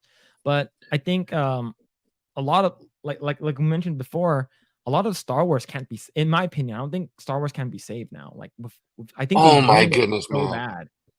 Right. Oh man, where do I begin? So I'll try and make this brief somewhat. It's been ruined a lot. There's a lot of bad things that they have tacked onto it now, and at this point, I feel like it's been like spoiled a lot. I love Star Wars as a whole. Especially obviously the original, older stuff. Moving forward, I think that that's my first time reading that article. Moving forward about 15 years or so, I have hope that they can make enough changes to where they can kind of bring in like a brand new story, and then maybe the older characters from the new trilogy won't be as involved, and then they can kind of in that way sort of start fresh. I think ideally if they retconned all of that, the trilogy, and it just didn't exist. For me, that's what I would want. But if you have to keep that, then just try and push it ahead a little bit, and then just try and do something from the ground up. That's the best I can think of. And then I think even in that way, right? If they do it, if they push it ahead, then having Daisy Ridley, or I'm sorry, having some of the original characters still there, they don't have to have like as big of a role if you try and do something new. So, I feel like maybe we could have some hope, but yeah, man, it has suffered a lot of damage, and it's such, it's heartbreaking, man. We love Star Wars. There's so much goodness in it. There's so much lore. There's so many things that they could have taken from, some of the older stories and that kind of stuff. It could have been so good, and I feel like they kind of dropped the ball, unfortunately. Yeah, I agree. What about you, Grae? How do you feel about potentially having John Boyega come back? Yeah, that's for me. It's not happening given what you said, everything you said. Also, it's like, yeah, I agree with Ryan. It's like the way for them to redeem this, but on top of that, they need to remove all those people trying to push their wokeness into the movie, into the show itself. Yeah, exactly. Star Wars is such a huge, it has a huge universe. Literally, it's an endless galaxy. So it wouldn't hurt to just start again. Where do you go? I think he be back in one. I think he dropped off instead of instead of muting. But anyway, yeah, as Ryan said, it's like Star Wars is so big, you can just start again from scratch. Like you go a completely new universe, a completely new not universe, part of the galaxy that was never tapped before, and that's start fresh, 100% fresh. You don't need to talk about the Skywalkers, none of that, Palpatine. You don't need a new cast of heroes, a new cast of villains, and start everything from scratch. Then put in people who actually have a passion for Star Wars, and I think that's how you build the brand again. But yeah, it's been damaged so much, like what you guys have been saying. But for me, you can still salvage it, but that's what you need to do. That's what you need to do to bring it back up. Yeah, but we talked about it on my kick. How there are ways that we can that Star Wars can be saved, right? Like what's it called again? I believe there you go. Sorry about that, guys. No, you're good. You're good. But there are actual ways that I believe Star Wars can be saved, and I believe Anna, that Star Wars girls, actually showed a couple of images that how Star Wars can be saved. I do agree with her, because let's go ahead and share this one right over here. So we posted this, and So the new Ahsoka series could be pretty good, right? Because of this, right? Like the new Ahsoka could be pretty good. She got some cake on her, so it could attract a lot of people, right? Like I'm all for that. I think it could potentially be pretty good, but at least for the Rey Skywalker / Palpatine, I think this is what will save Star Wars. This AI art is what will save Star Wars. That can't be real. That's AI, right? I think that's AI. It's AI. All right. I was like, ain't no way I've been missing that this whole time. Like okay, that's crazy. Wow. Yo, where should be hiding those? That can bring a lot of people back. For sure. For better or for worse. But yeah, wow. Okay. Yeah, real and Jeez. true. That's crazy. Wow. Yeah, so but in all seriousness, to be honest, man, like I think if you have something like that, I think people would just want to just okay, sure. So I maybe we were too harsh on we were too harsh on the trilogy. Right. What's the what is oh man, what's his name? The bad guy from Marvel from the last series. Thanos? Thanos. What did he say to his daughter? He was like, perhaps I was too harsh. Stuff, he had that saying. Yeah, he did. Yeah. Perhaps I judged too harshly or something like that. Right. Oh, That's man. Great. All right, let's go ahead and read some of these comments. Let's see. All right. Start from here. All right. Let's see. John Platt says, in fairness to Boyega, Disney shafted him on the poster for the Chinese release of The Farce Awakens. True. Yeah. When I saw that, like for me, I'm like, wow, I can't believe they did that. And then they did it again with Black Panther, right? By putting the mask on top of T'Challa. It's like, oh man, like how more blatantly racist can and more recently, Little Mermaid. They It's a pattern for sure. And I mean, and by the way, guys, I actually don't even really so much fault China for that, right? Because I think honestly, they like what they like, and so if like this sort of aesthetic of a person isn't as popular or whatever, then okay, whatever. However, I think it's more so on Disney for being hypocrites about it, right? Because they're out here talking about, oh, we are the biggest representatives of Black people and people of color and minorities, all this stuff, right? We love you guys. We'll do everything for you, and just all that. And then they go around and do something like this. So are you really about it or not? If you were, then you would, posted loud and proud, and you wouldn't do any sort of censoring. So what I'm mad at is not China. I'm mad at the hypocrisy from Disney. That's my thing. Yeah, 100%. You should read the article we talked about like a month or two ago that the CCP is criticizing Disney. It's CCP. What was that article again, Phil? It's like it's criticizing the why did you even try to race swap the character? That's dividing people. It's the CCP who said that. CCP said that? I gotta go read that. That's amazing. Oh man, props. That's crazy. Yeah, they said that about Little Mermaid. Like, exactly. Wow. Why are you race swapping stuff? It's like, man, stick it to them. Wow. Let's see. The Lost Tale says Andy Serkis and Mark Hamill are the only characters to play a character outside of their initial roles. That's due to their voice acting abilities. No one else has, to my knowledge. I think Han Solo. Let's see. Yeah, I would say so, right? Like, he also, well, the thing is that, did he actually play any new characters though? No, he was still in Blade Runner. He was still doing a bunch of indie stuff, and then he was doing a bunch of, he didn't do any new different characters outside of the characters that he was known for.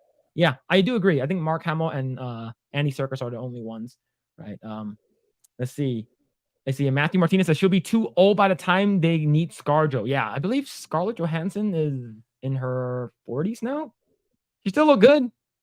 Yeah. But it's sort of like what else do you need to see, right? You guys already saw that one where she's basically playing like some kind of species character. She really went full frontal. You don't need to see. It's old news now. Right. Let's see. Has anyone read Dark Empire? That's what they should have done for the sequels. No, I've not read Dark Empire. Have any of you guys read it? I have not, but it sounds dope. And I mean, like I said, and like I think you were saying, Grae, there is a whole lot of lore that they could have used and pulled from to make amazing stories and done awesome stuff with the sequels. It's such a tragedy, the way that they handled the trilogy, man. Like, it could have been so good. I hate thinking about it, honestly. Like you use those books, man. Man. Yeah. And that goes the same thing for Lord of the Rings, Game of Thrones, especially The Witcher. Right. Yeah. Let's see. Let's go ahead and continue this. Baked Ewok says, it seems to me that Boyega's character had no arc. he literally only accomplished riding space horses on the ship. Oh yeah, that was weird, man. Like I saw like Got a point. like it was on a trailer, right, where he was like riding horses in space. Yeah, it was super weird. Let's see. Let's see.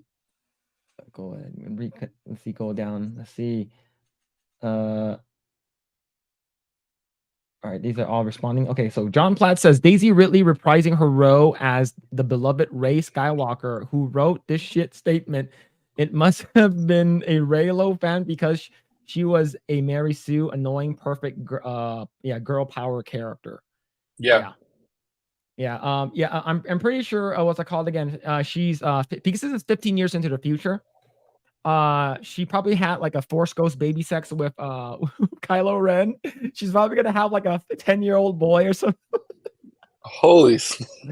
Yeah, there are. Yo, there are some weird people on the internet, man. There are some weird people on the internet who actually like, oh yeah, Force Ghost baby, man. It's like, I know he's dead, but like they really, really want this to happen. Like these crazy Reylos, right? That's interesting. Yeah, I mean, well, yeah, but I'm curious about that, right? Like, will she have to remain single now, I guess, and childless, since Kylo was gone? I didn't think about that. Wow. Yeah. Let's see. Lost Tales says that character is trans, by the way, Phillip, so it makes sense that you would like it. Dude. Which character? Which one? No, he's joking. The ass meme. The ass meme earlier.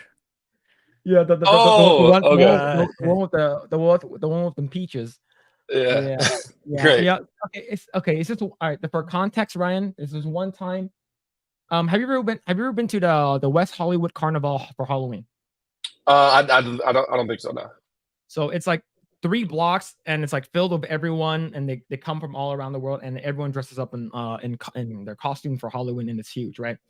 Okay, one time sounds dope. when I went, so it's pretty cool. So one time when I went, and there are like people who are dressing provocatively, I'm like, oh, this is great, right? And then I was there with my ex, and then I saw this this looks like carnival kind of style, like you're in Rio, with the giant like feathers and stuff. Okay. And I was looking at the back of that person. I was like, oh, that girl has a nice ass. And then my ex turns to me, he's like, look again. And then turns around, full on beard. And I'm like, wow. Oh no. Wow. And then she's like, you're gay. Oh man, that's tough. That's unfortunate, bro. So that story, so I brought that story up once, and now it's like a reoccurring thing where it's like whenever it's like I'm always talking about like dudes' butts and stuff. Yep. Oh man. Wow. Oh man. That's crazy. That's context right there. Okay. I see. That looks like if they did put Haley Atwell in Star Wars universe. Yeah, yes. If Haley Atwell was in Star Wars, I think it would be fantastic. If that's the only reason why I watched Black Mirror for that one episode, and then I stopped after that.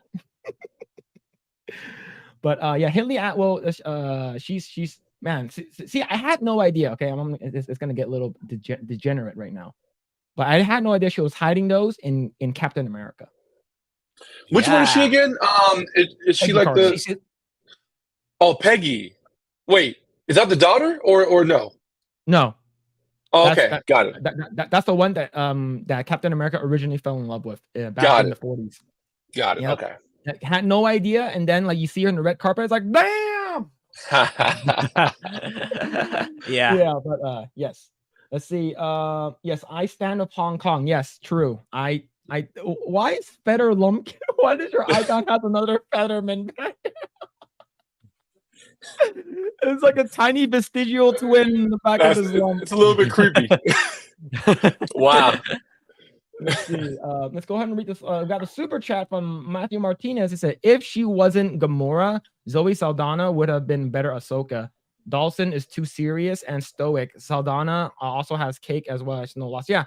I can agree with that. Yeah. I think Zoe would have been great. I love her as Gamora. I think she's great, and I also like I love her as Neytiri. I I recently just like I mentioned a couple of weeks ago, like I watched The Way of the Water.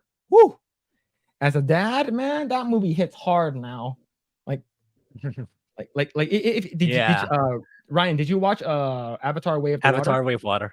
I did not. I wanted to. I think I just more so didn't get around to it, but I was interested. What was it? Was it pretty good or decent? It's Yeah, it's it's pretty more or good. less the same thing, but Okay. it's like more family oriented. Yeah. Okay. Jake, Okay. Jake has multiple children now with what's the wife's name? I forgot. So it's Mikiri. more about family. Yeah. Oh, multiple children. Wow. Okay. All right. Yeah. I'm gonna make a point then. Cool. Yeah, it's good. It's good. And the thing is that like when it comes down to what's coming out in Hollywood now, we need more stuff about like family. Yes. Right? Yep. Like I'm Agreed. like the whole thing with Vin Diesel, right? But in terms of like the nuclear family thing, right? Yes. I remember I was listening to I think Tim Pool, and he mentioned talking about like the nuclear family, like in the most recent garbage movie that is The Matrix, like the most recent one was really bad. Give me a break. But the only way that the Matrix could survive is with a male and female.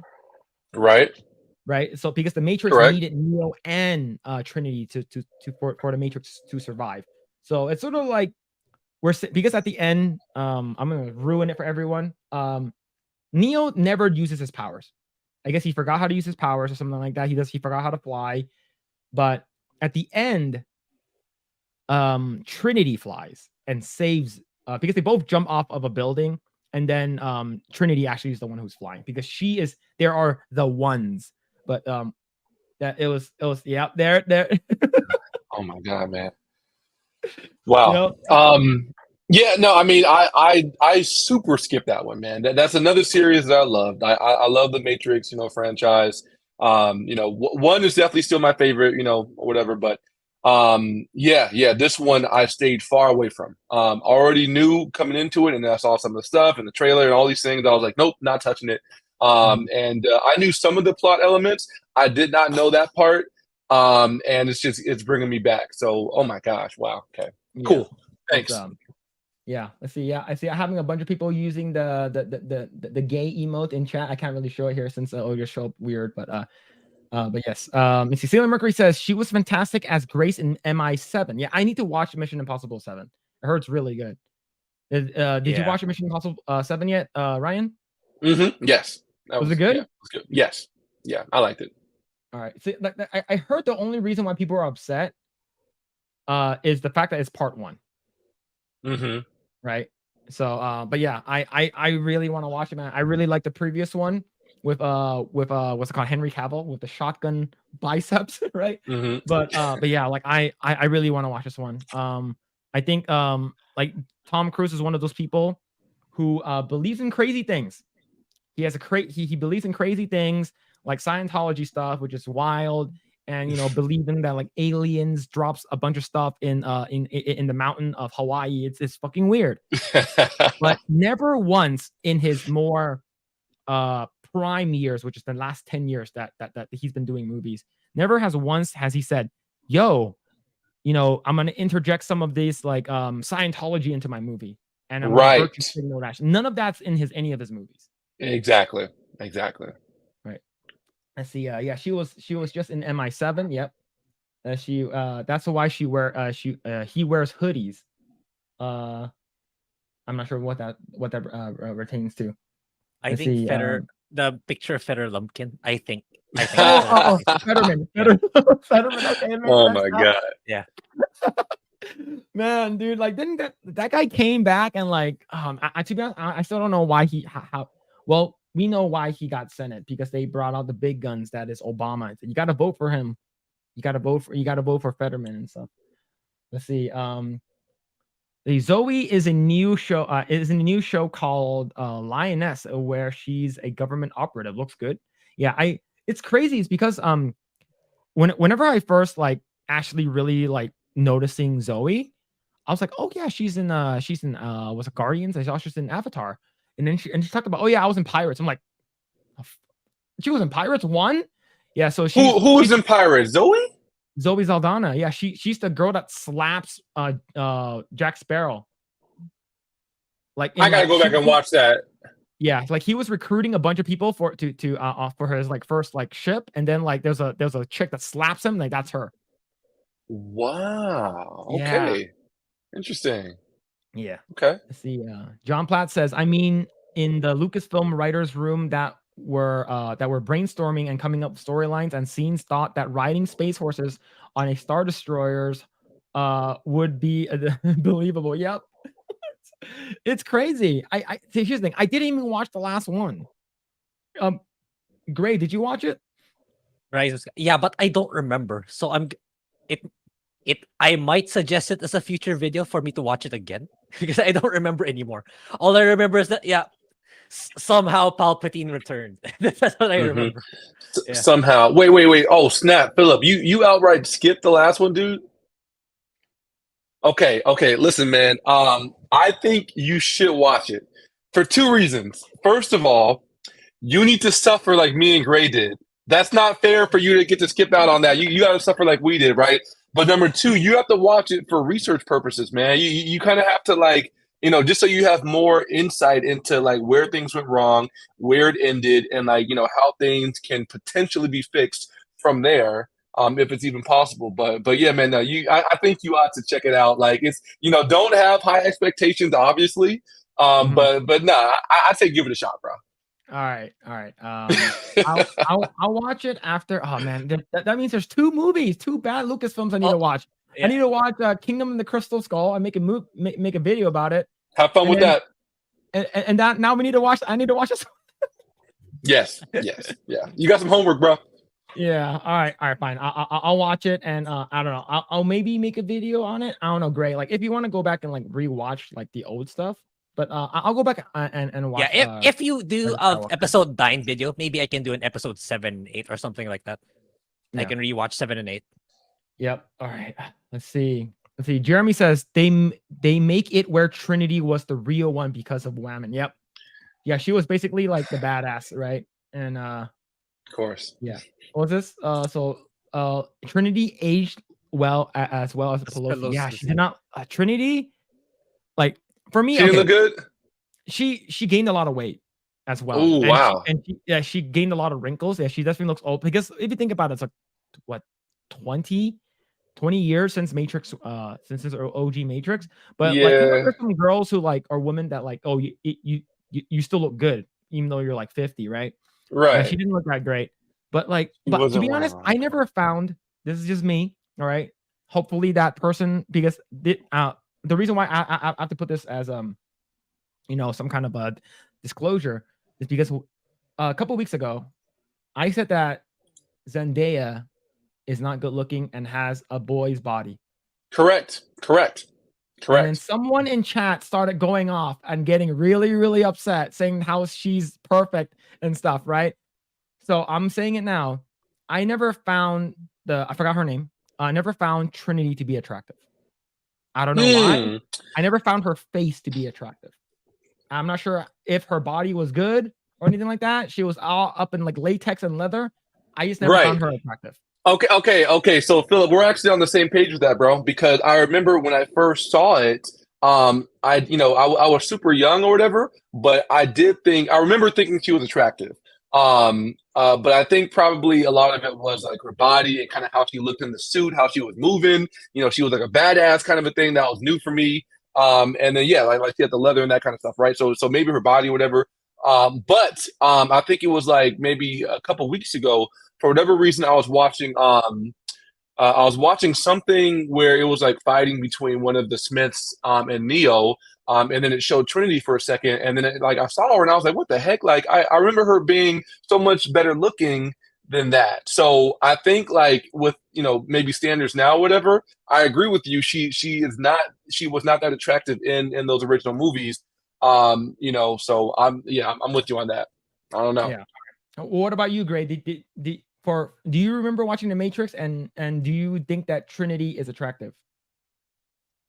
I think she was all right, but yeah, I get it. The more recent, in the latest Matrix movie, she kind of did not age well. Agreed with that. But yeah, she doesn't really stand out to me that much compared to many other actresses, for sure. Yeah. Yeah, but who did stand out was Monica Bellucci in the second one.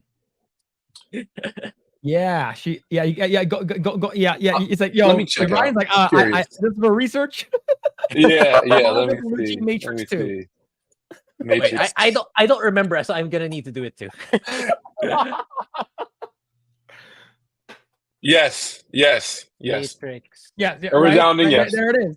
Men of I culture. remember now. Yeah. Okay. Oh, yeah. How can I forget her, right? Oh, Man, okay, yeah. come on. Jeez.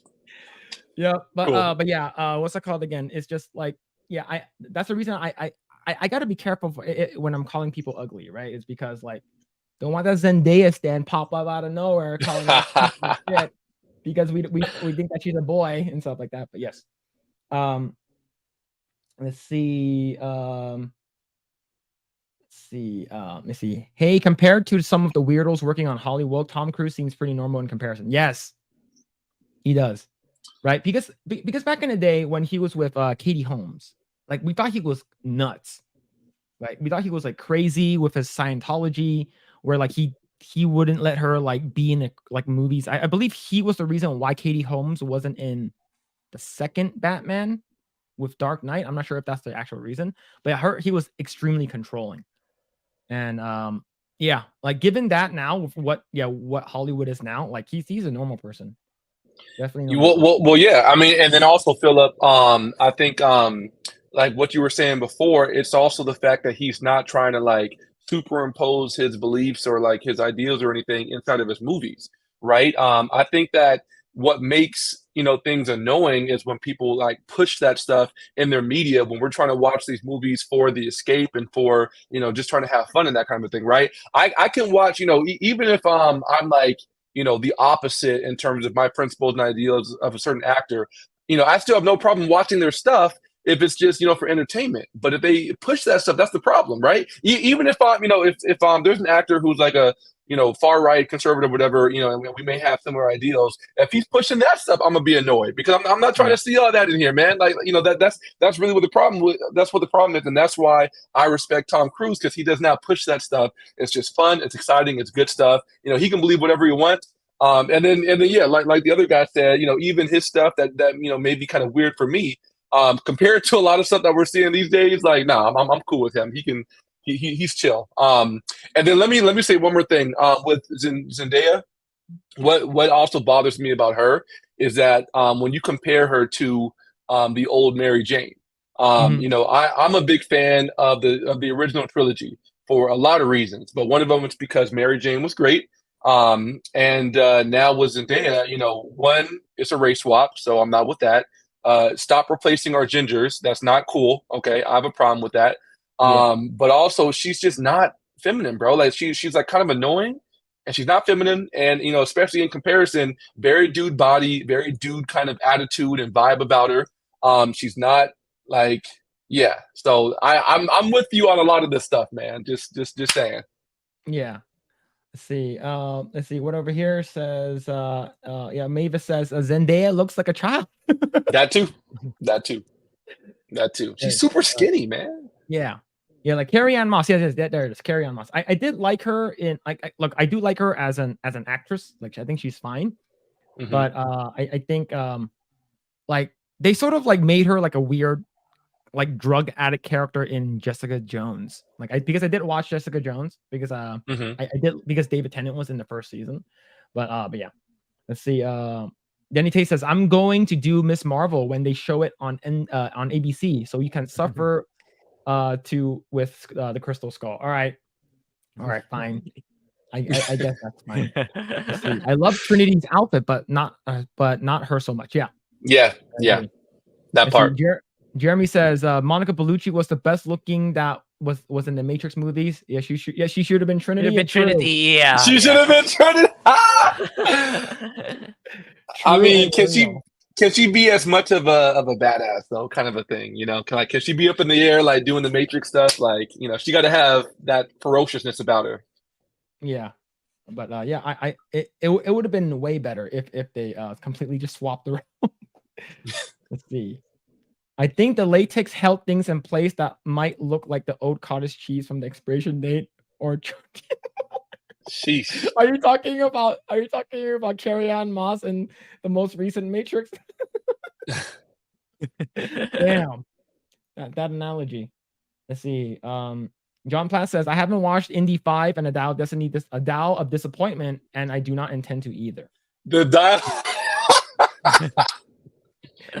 Yo, that's good. That's really good right there. That's comedy. Yeah. Same here. Yeah, see. The dial of disappointment. Let's see. Let's go ahead and continue. See, Sailor Mercury says, yeah, I don't care what Tom Cruise believes as long as it's not in the movies. Yep. You're here. Let's see. Zendaya is a Arkansas 7, but Hollywood 4. Sheesh. Yep. Yeah, that sounds accurate to me. Yeah. Wow. Yeah, she could be hot in your neck of the woods, right? I don't know, man. Like, so I talked to my wife and she was like, yeah, Zendaya in some angles looks okay. I'm like, in all angles looks like a child. Looks like, oh man. Let's see. Sailor Mercury says, yeah, Kirsten Dunst. Yeah. I think that's the one who played Mary Jane in the Tobey Maguire one. Okay. Yeah. Yeah. Thank you. Yeah.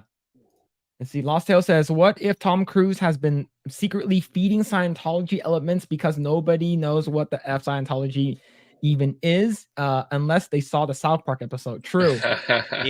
True. Let's see. Okay. Let's see. Danny Brooks says, that tells you how crazy Hollywood has become, saying Tom Cruise is the normal one. Yeah, it sure does. It absolutely does. That's very telling. Absolutely. Mm-hmm.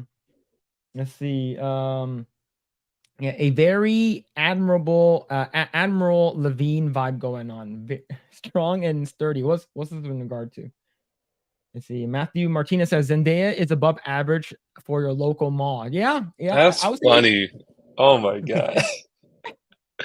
Yo, Phillip, where are the Zendaya stands you were talking about, bro? It seems like all of us are on the same page right now. Like, what you mean? It happened only never came back. Yeah, it never came back. All right. Ever since Phil mentioned that in the rest of the stream, it just kept bringing up Tom Holland and Zendaya. That's funny. Even though we were so past that topic already. Yeah. I think we're like an hour away and still talking about how Tom Holland and her. Like, what the hell, dude? So, and that's the reason why, like, when we saw that one movie that she was supposed to be in, where she's supposed to get like DP'd or something like that, like there's like 2 guys and her on the bed. I'm like, no way, these 3 guys are having sex. Wow. Yeah. Then like, what was that, last week or 2? Now we see Tom Holland pictures on Twitter, him being gay. Yeah, he's all sad, sad Tom Holland face. Yeah. Let's see. I mean, look at the whole thing with Ron Perlman going off the rant about the writer strike. He was really spurging out and shooting his mouth off with no good reason. Yeah, I forgot to talk about that last week. Let's talk about it now. Ryan, did you hear what Ron Perlman said about the writer strike stuff? No, I don't even know who that is, man. I'm so sorry. Educate me. Ron Perlman played the original Hellboy. Oh, okay. Oh, okay. What do you have to say about it? Oh, he deleted it. I forgot. He deleted it. It's I'm not sure. So he must have said something good. He must have said something that was dope. Okay. Did you play it crazy? Did you play it in your? I don't remember, Phil. Did you play it in your stream on Kick? I don't remember if you did. Or no, I didn't. Okay. So or was it last week? I think we did. I think we talked about it, but I don't think we actually saw the video. Okay. So for context, let me bring this up. So this is from Dexerto on Twitter. Sure. And it says actor Ron Perlman has a message for the executive who said that they just wait for those on strike to lose their houses. So this is in context to the WGA strikes that's happening right now. Some of the execs basically said, we're just going to wait you guys out. You guys are going to lose all your money. You guys are going to be crawling back. Your writer strike is going to be nothing. Right. So I heard about that. Okay. All right. So this is what Ron Perlman responded to. So we sort of know who he's talking about. One thing before I get off this. The motherfucker who said we're going to keep this thing going until people start losing their houses and their apartments. Listen to me, motherfucker. There's a lot of ways to lose your house. Some of it is financial. Some of it is karma. And some of it is just figuring out who the fuck said that. And we know who said that. And where he fucking lives. There's a lot of ways to lose your house. You wish that on people. You wish that families starve while you're making $27 fucking million a year for creating nothing. Be careful, motherfucker. Be really careful. Because that's the kind of shit that stirs shit up. Peace out. Okay. So the $27 million is a very exact, like it's very pinpoint to who he's talking about. Because Grae, who made $27 million last year? Bob Iger, Yes. CEO of Disney. He eventually, so this is from Dexerto on Twitter, but he posted this on his actual Twitter account that he deleted it because it's a call to violence and you can get banned for that on Twitter. Wow. Okay. So really fast. Let me take back what I said before because I thought he was going to be saying something based that was totally different, right? But anyways, no, that's crazy. And yeah, that is a call. That's obviously a call to violence. I see why it was deleted. And yeah, wow. Yeah, that's crazy. Yikes. Yeah. So it's because who are these internet people who likes burning stuff down, right? And like it's well known for Antifa. So they do it all the time and they get away with it. So the fact that you're saying that now you have a person who's like a mega Hollywood star. I'm not sure if he still is because he hasn't been in anything in a long time. But basically saying that we're gonna find you and we're gonna burn your house down. Right. And of course he has to retract that is because he will either go to jail for if this actually happens or he just get banned off of Twitter for inciting violence. And yeah, it's crazy what Hollywood has gone to, right? It's because like I remember Grae mentioning this last week. I don't think we talked about it. Like maybe we might have touched base on what Iger was talking about, but we didn't watch this video. But yeah, man, it's crazy, man. But what do you think, Grae? What do you think about Ron Perlman and his crazy antics? Yeah, it's like yes, I mean it's typical for CEOs to be what they are. But this isn't the way to fight it back. It's like violence is never the way. It's like calling people's deaths or stuff like that. You're only making things worse. Right. Yeah, and yeah, that's about it. So yeah, a good thing you retconned that, you backtracked on that, or else, yeah, it's gonna be trouble for you. I know what you're laughing at, Phil. I see it too. I see it too.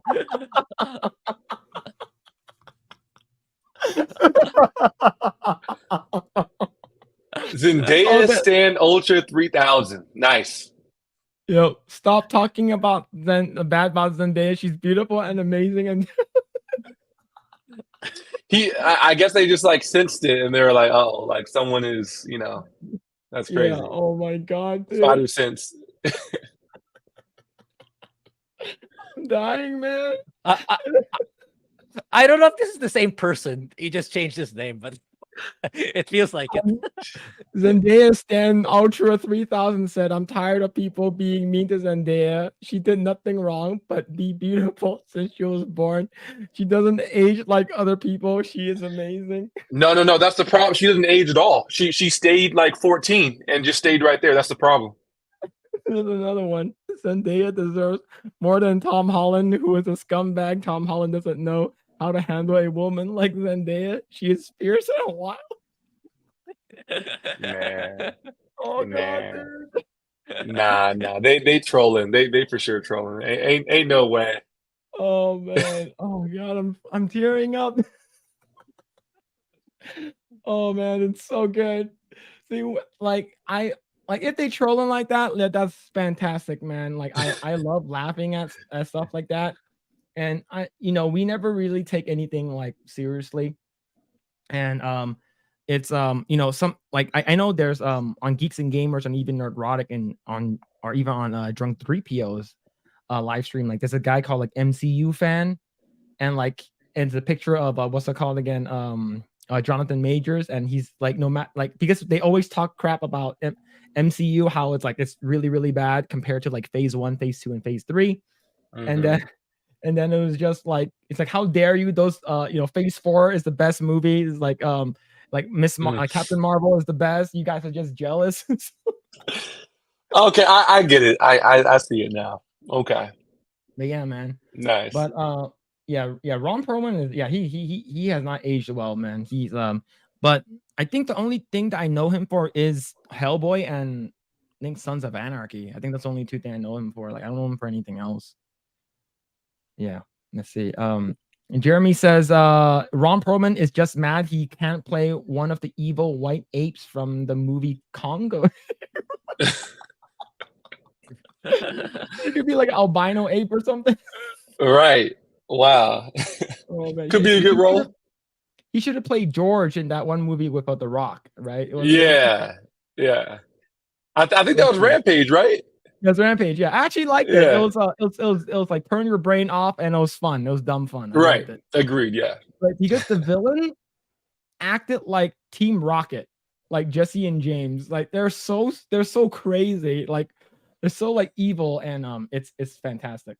Let's see. I was scrolling quickly, and I thought I read a chat that said she played Miss Marvel in Passion of the Christ. Yo, that's crazy. All right, let's see. Let's go ahead and continue down this. Here's another one.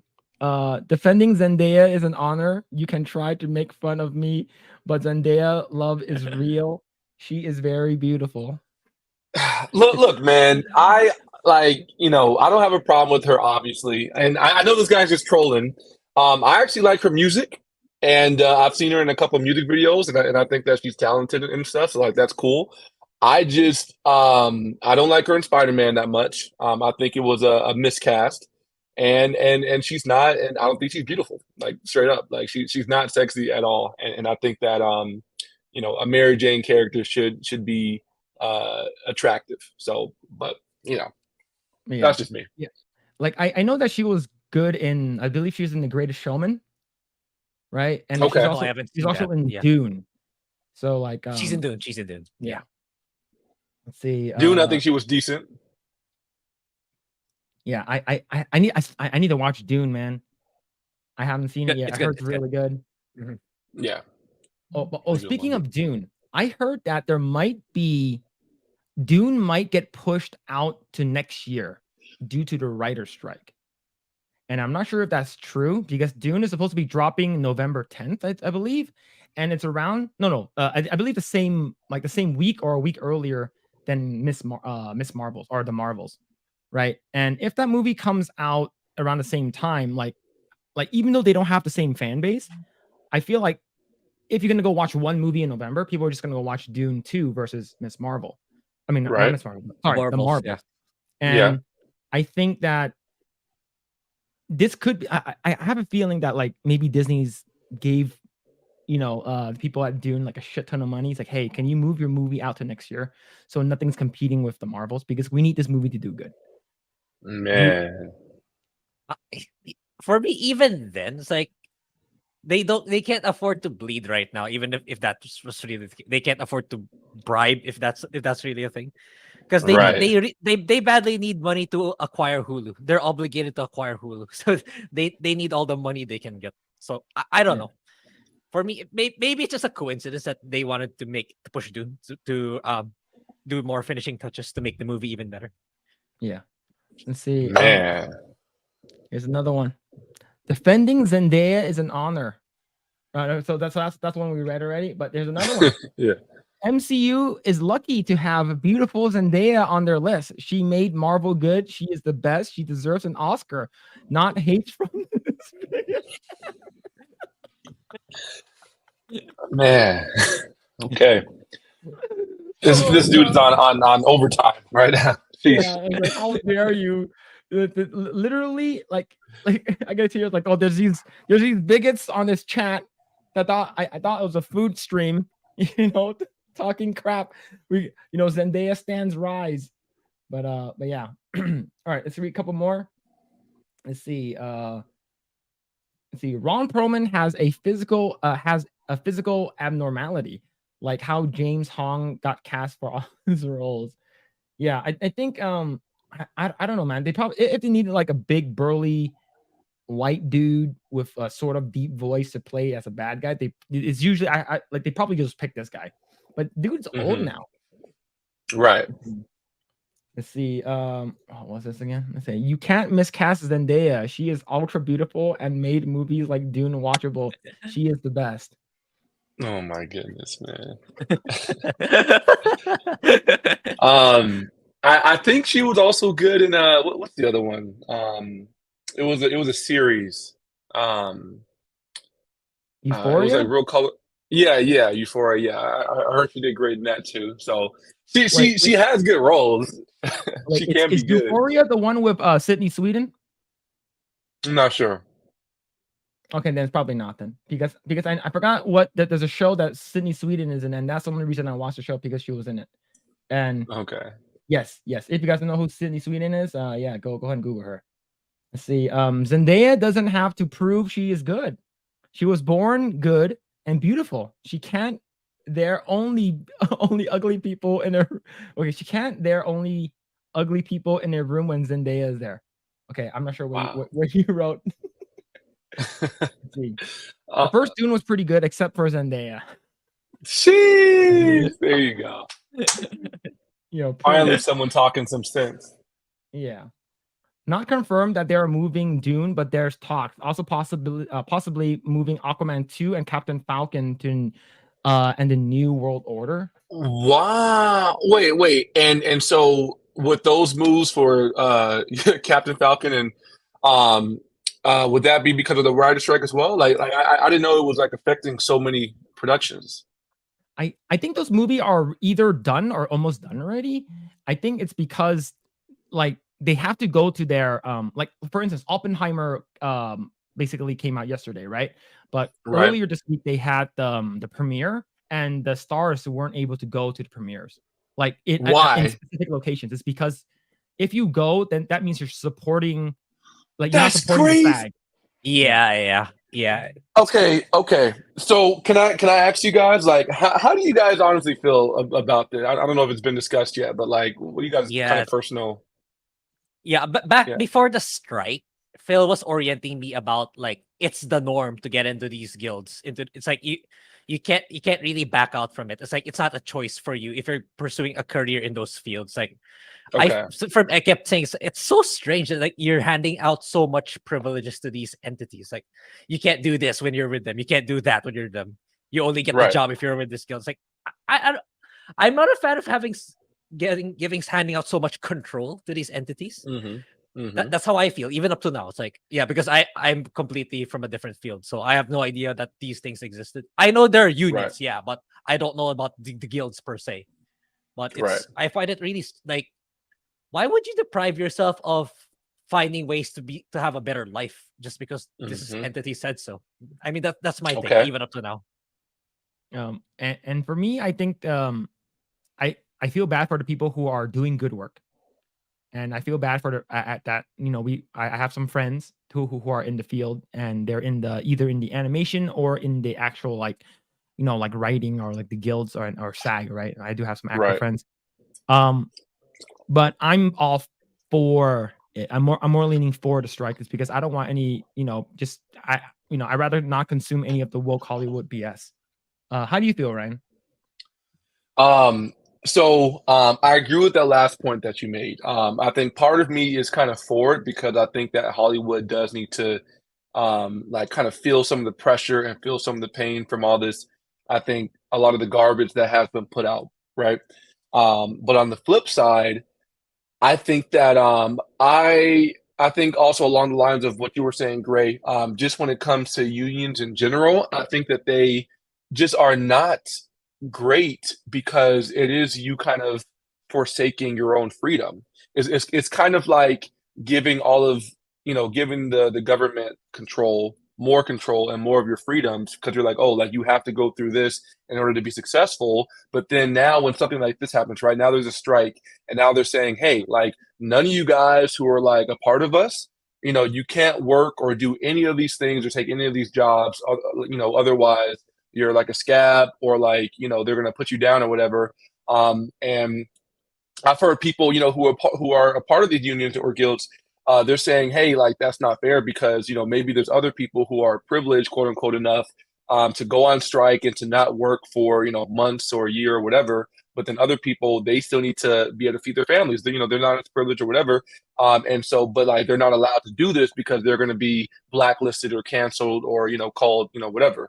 So I just think that, generally it's a bad idea to kind of forsake your freedom, for these different institutions. And I think the strike, I think another aspect of it is, I don't know, man. If writing, I'm going to stick with specifically for writing, if that is not paying you enough, then I think that you either have to like, work your butt off to get into a position to where you can make more with that.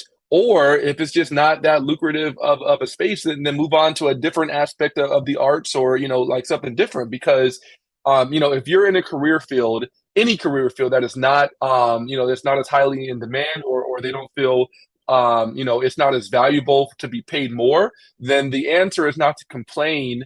And, the answer is to do something different, or to like, change it. Like, I'm just not a big fan of like, doing, of like strikes in general, I guess. Now, I think, for example, education is a little bit different. I think that education is something obviously that we need as a country, as a nation, versus entertainment. And so, teacher strikes, I think that there's a little bit more, reasoning for that. So that's kind of just a little bit of like kind of my overall thoughts of this stuff. Yeah, I agree. I think in it for me, in short, I hope this is more like a purge, for of just Right. getting rid of people who are like Yeah. just in it for the money and not just want to be in it for because they want to make good stuff, right? Right. It's always going to be inevitable for you to have these types of like woke stuff that's in your media, but like that should not be the main driving force of a character, right? For instance, Right. like I mentioned in previous streams about Game of Thrones with what's kind of Oberyn Martell, right? The reason why people liked him wasn't because he's bisexual, because he was a badass. That was the reason why people liked him, right? And same thing with the game I'm playing right now, Final Fantasy 16, right? The reason why I like Prince Dion isn't because he's gay. That's not even the reason why I like him, because he's a badass. He's cool. He's well written. Like, just have all those, right? And then it's like, oh, this person is also gay. It's like, oh, okay, well, whatever. Right. It shouldn't be what defines you, right? It's like, it shouldn't be like, oh, now I can see myself in this character. Now I can see my, now that Shang-Chi, it's Simu Liu's play as Shang-Chi, I can see myself in him now. It's like, no, I'm not gay like that. But like the thing is, I don't care. Right. Right. But I think overall I do have some friends who are like, this is sort of a purge, and just get rid of all the bad writing and just continue on with the stuff that works and what makes money. I think that's what's most important. Yes, that's good, and I'm totally on board with that. Like full support and respect to that kind of idea. And bro, like I do. I mean, I feel you, man. It's it's the identity politics and the focus and like the emphasis of that leads to the problems that we have. You can have great characters.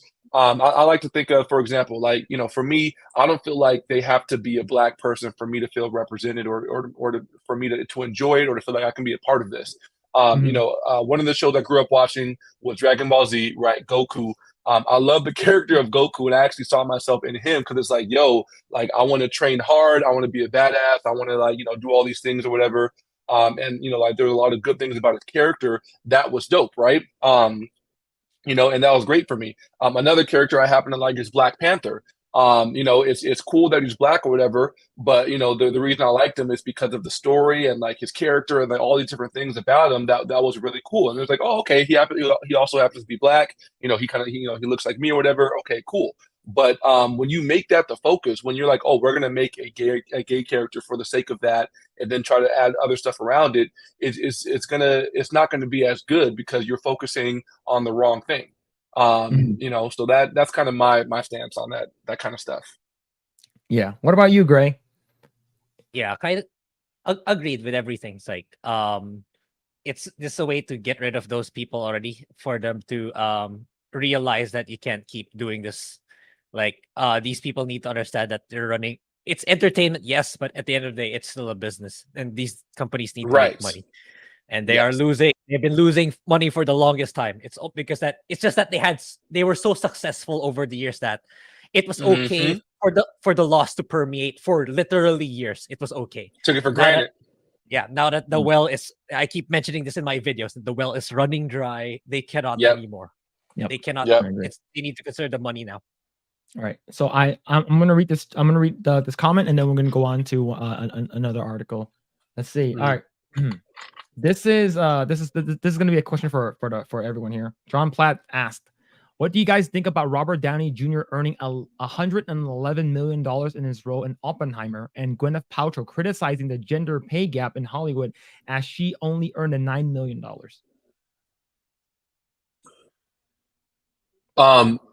Follow-up question. Robert RDJ was in Oppenheimer? Yep. Oh, I definitely need to see that. Oh my god. Yeah. Oppenheimer has insane amount of heavy hitters there. Insane amount of. Wow. Oh, I can't. I'm so excited. I'll let you guys go first. All right. So Grae, how do you feel about that? It depends. Gwyneth Paltrow in what movie in particular? I don't know which movie it's pertained to for that 9 million. But yeah, it depends on maybe Iron Man. Maybe her role in Iron Man, maybe. Yeah, Iron Man, it came out like how many years ago? And yeah, the star of the show is Robert Downey, not Gwyneth Paltrow. So I don't think it's necessarily gender inequality pay gap in that situation, at least. Because yeah, Robert Downey kind of proved himself already. Like a lot of people really like him compared to Gwyneth Paltrow, who's just a side character in the Iron Man movies. That's how I feel. And Oppenheimer, yeah, because like given Robert Downey's track record over the MCU as Iron Man, so definitely his pay got higher for sure. And I think he did, according to Charlie Moist Critical, he did a really, really good job despite his short time in Oppenheimer. So yeah, it for me, it's more of the work. It's their aptitude toward their work and how people received it compared to the actual gender. I don't necessarily see it as the gender pay gap. Phillip, let me go ahead and just follow up with that. It's exactly what you're saying, Grae, and it's a very simple concept. RDJ is worth that much. People will come out in droves to see him. He has that value, so that's why there's a difference of pay. I think it's the same concept. For example, women's basketball versus men's basketball. Oh, how come women are being paid the same? It's because guys, it's because people are paying to see the guys play because for whatever reason, more exciting, it's more aggressive, it's more competition, whatever. It's not because we want to pay women less because we're sexist. It's just not as many people are buying the tickets. It's not as valuable of a watch. That's all it is, man. But people want to jump and say, oh, people are sexist. It's ridiculous. It's a simple concept. Yeah, I was actually gonna mention that, well, other than, well, now we know who Brittany Griner is. Other than Brittany Griner, who can you name me another actual WNBA player? No. Zendaya. Yeah, maybe Zendaya could be a WNBA player, but the thing is, Gwyneth Paltrow is insufferable. A lot of people don't like her already, right? And this is on top of naming your kid after a fruit, right? And it's her kid's name's Apple or some shit. It's maybe an actual fruit, I don't know. But the thing is that like Grae said, RDJ, I'm pretty sure in Iron Man 1 he got paid a decent amount, but RDJ is well known. He's well known. He went. He probably went to jail for all of his crack cocaine that he smoked maybe when he was younger. But now he came back. He completely kills it as what's it called again? As Iron Man, and he is Iron Man. He is Tony Stark. And out of everyone, I believe Feige actually said that's the only character we will not recast. Because he's so good. He's the reason why the MCU is the MCU today. It's him. right? And then of course he completely destroys it as in Tropic Thunder, right? Oh Oh yeah. my god, Oh he's yeah. so good in Tropic Of Thunder. course. And then it was banger after banger, and then you have like for me, I thought it was pretty good. I enjoyed him in Sherlock Holmes, right? Yes. And Yeah, and then yeah. it was just good all the way. And then you get Gwyneth Paltrow, who plays Pepper Pot, that is a annoying side character and no one cares about. Right, the first time you saw her was in Shallow Hal, where she was a fat, she was in like fat suit and stuff like that. No one cares about her, right? Like, for me, like I thought it was so stupid when they gave her like in Iron Man 3, where she was like she got like superpowers or something, and then she became she got the power armor, and she was I forgot what character she played, but it was like her armor looks so stupid. It's of course you're not gonna get the same amount of money. Right. And even with the WNBA and the NBA, NBA actually uses a portion. I forgot the term is. They use the portion of the money that they get to fund the WNBA. That's crazy, bro. Yeah, And they still complaining. Yeah, it's like the women's soccer. All right, women's soccer. If you can beat 14-year-old boys in soccer, then yeah, you deserve millions. But you guys can't. Like the girls got completely annihilated by 14-year-old. You're talking about Olympic female soccer players get destroyed by 14-year-old boys. You guys do not deserve it. Sorry. It is what it is, man. It is what it is. But yeah, it's if you guys look, if WNBA has like alley-oops, freaking like off the backboard dunk, that kind of stuff, like is actually cool, then yeah. And that's the reason why we watch volleyball instead, because of all the cake.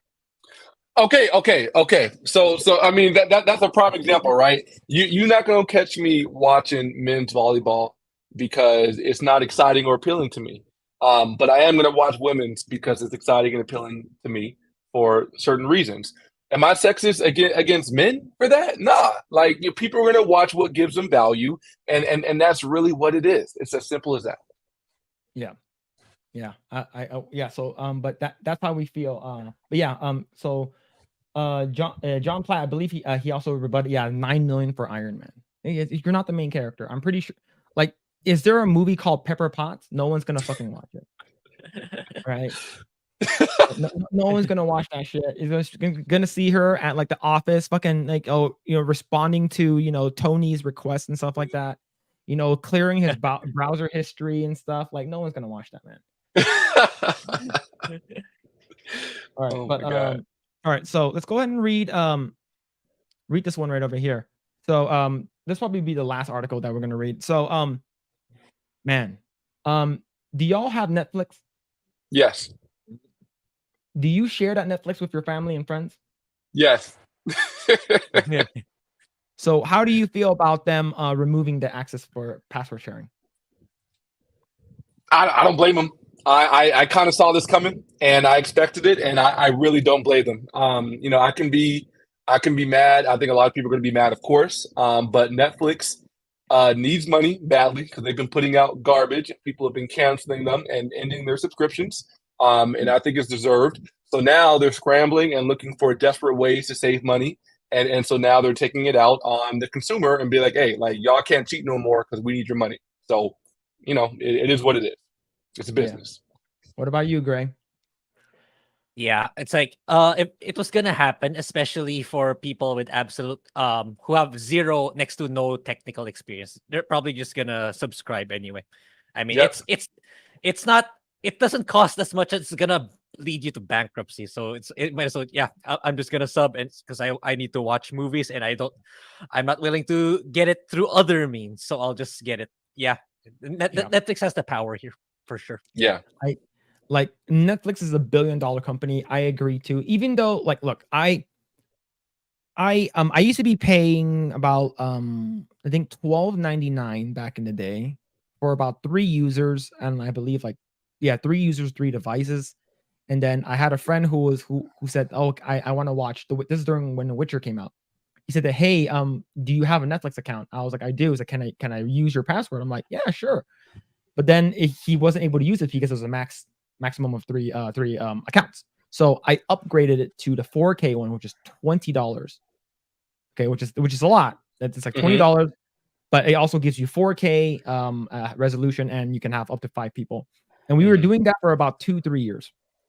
And then for me, I was fine with it. Like, I had a bunch of people who were using it, but I can see why they did it. It's because, like, password sharing, like, no matter what, it's going to happen. But like, it's the thing that's more of a being a hypocrite is, didn't they say like several years ago, like, password sharing is caring or something like that? Like, Yes, love yes, is password sharing or some bull crap, yeah, right? yep, It's they like, did. now we're like, well, actually, we want more money. It's no, I mean it's the same old story, dude. It's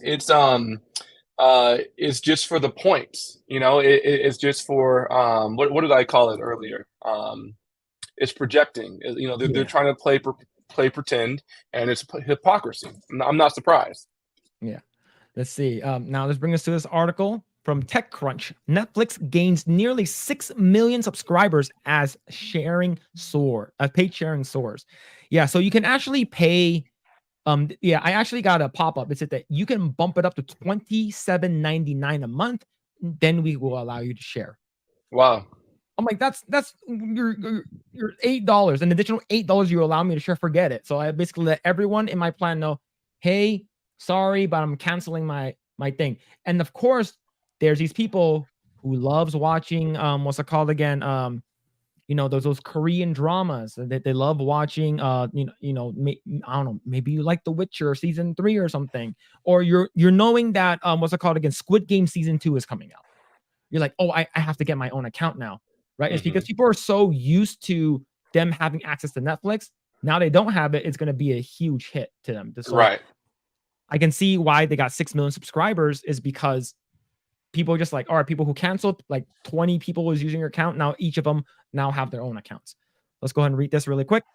A year ago today, Netflix reported its largest quarterly loss ever, with 970,000 subscribers dropping the service. And this is due to Cuties. Right? Cuties lost them a lot. So they're like, we need to do something to gain back those subscribers. The company has since crawled out from under the rubble. Netflix revealed Wednesday that for the second quarter of 2023, the streaming giant saw a jump, or should we say a leap, in 5.9 million global subscribers, bringing the total to 238.4 million subscribers. So let's say and we're not even counting like we're not even knowing which tier they're subbing at, right? So they could either be subbing at the $6.99 with the commercials, or they're subbing at the $20 one, right? The subscriber addition far exceeds the industry's guidance. Analysts forecasted an increase of 1.7 million subs. Netflix ended quarter one with 232.5 million users. Netflix's quarterly earnings results arrived a few hours after news broke that the streamer dropped its basic plan in the US and the UK. Now subscribers can no longer pay €9.99 or €6.99 a month for Netflix without ads, and instead must cough up €15.99 or €10.99 for a standard plan. Users can also downgrade to the ad-supported tier, which costs about €6.99 or €4.99 per month. Netflix pulled the same move for new subs in Canada last month, when it quietly axed its $9.99 plan. Yep. Yeah, I can see this is definitely a big move, but man, it sucks, is because, like, I don't know, for me, who's been sharing with my families and friends, I feel like I'm providing them something now. Like, after a good service for a long time, now I'm taking it away. But but definitely, as a business standpoint, I can see why they're doing this. I think yeah, the fact that they went up by that much, it's wild, man. So but I'm pretty sure people will find other means to watch Netflix stuff if they really, really wanted to. But yeah. Right. Yeah. No. I mean, like I said, I support the idea of like how businesses need to work, and so even though me as a consumer now this kind of hurts me in a way, I support it because it's a business and they got to do what they got to do. So I respect it and I understand it. And yeah, I mean, pretty much it. Yeah. What about you, Grae? Do you have a Netflix account? My mom has one, and my dad uses that one too, because we're in the same household, so it's fine. So the sharing is fine. Yeah, but it's business wise, it's inevitable. They have to Right. do it to reach profitability. And Yeah. yeah, they I mean, to give Netflix credit, they're the ones who starting to rebound in the streaming wars. Like we have I keep saying Extraction 2, and I believe Wednesday. I haven't watched Wednesday. Wednesday is doing really well, so they're starting to get back on their feet. Sure, they have misses like Black Cleopatra and stuff like that, but Man. comparing it to Disney, it's like at least they do bullseye, not like Disney throwing the darts and it misses all the time. Right. Yeah. Yeah. Agreed. Yeah, but let's see. But yeah, I think I wonder if Netflix goes this way. I wonder if other streaming services will go this way. Very likely. With the Yeah, password sharing. Yeah, like with Oh Disney, yeah. HBO Max Yeah. and stuff. I mean, I'm surprised that they lasted this long, without, kind of putting an axe to that. I think, maybe before, it was probably for the virtual signaling, Yeah. and since they did, like, especially as we saw with them mentioning, hey, password sharing is caring or whatever, they were definitely on board with that. But yeah, like as a business, I think it's a disadvantage to allow that kind of stuff. Or maybe if you think about it this way, maybe they wanted to acquire as many subscribers as possible, and maybe the ability to password share was a draw for people to kind of jump on board. And then now that they have so many, now they can be like, all right, pull the rug out from underneath, and now you guys need to get your own. So that could have been also a strategy for it. But yeah. Agreed. That's how tech companies usually work. It's like when they pour in the big money to initially launch the product, like they give so much value to the potential customers. And when they get that customer, they slowly take some of the value away so that they'll reach profitability. That's how tech Right. companies run. Yeah, Makes sense. or what they could do is like, oh, we're gonna give you the first month free, like drugs. We're gonna give you the first hit is free. The second one, you have to pay for it. Right? It's like drugs, man. It's like the Wow. first Yeah. first couple months of Hulu is free, or the first couple months of Disney Plus is free, and then afterwards you have to pay for it. Because I believe Netflix was like that, right? The Mhm. first month of Netflix is free, and then afterwards we start charging you. I'm not sure if they still do that, but yeah. All right, let's go and read a couple more comments, and I think we're good. You see, all right. So I guess Zendaya stand Ultra 3000 was timed out for a little bit, and came back with a vengeance. Project Eggroll is protected by bigots. Asian people, Asian lives matter, but not Project Eggroll. They are not real Asians. Real Asians loves. Guess I'm not a real Asian. Yeah, let's see. I thought I was. Yeah. They also fired Henry Cavill for they Witcher. basically in a way let Henry Cavill go because of on Netflix for The Witcher. Did you watch The Witcher, Ryan? No, listen, man. So a lot of this stuff I haven't seen, even though I claim to be like big with pop culture.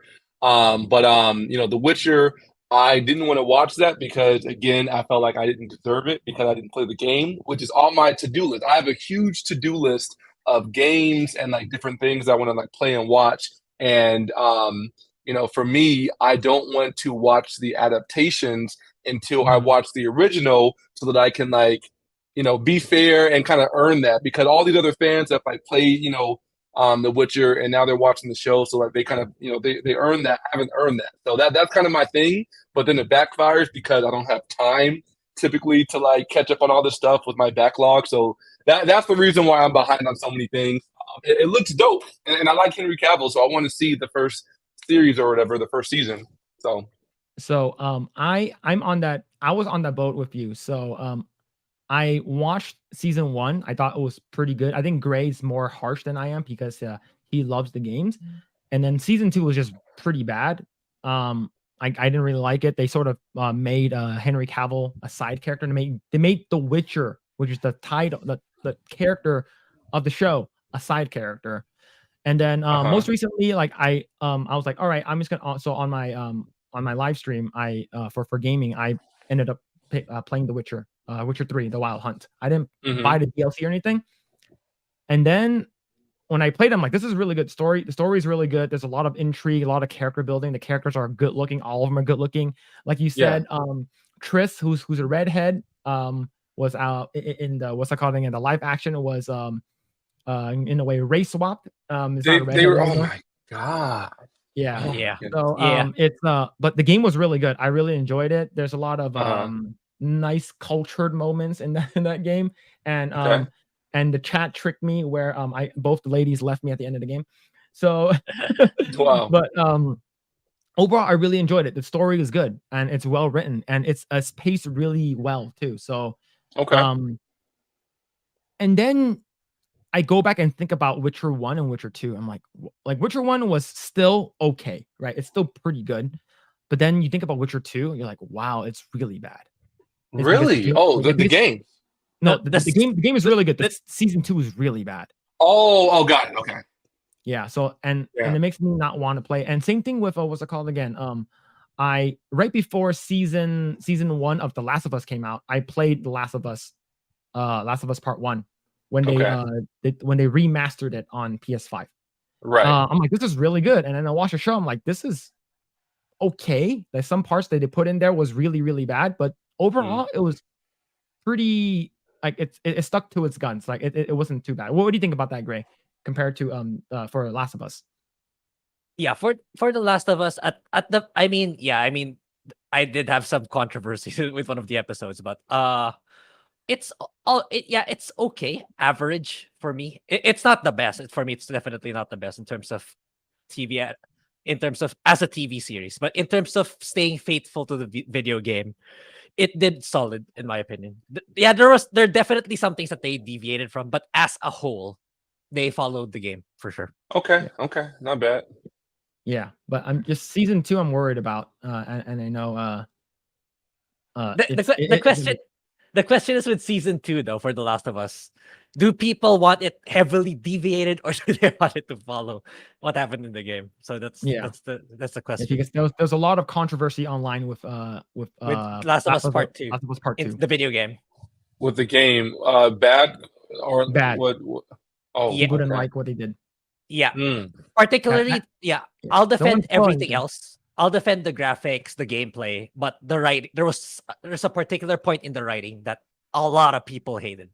So the question is, are they gonna keep that in the TV show or are they gonna deviate from it?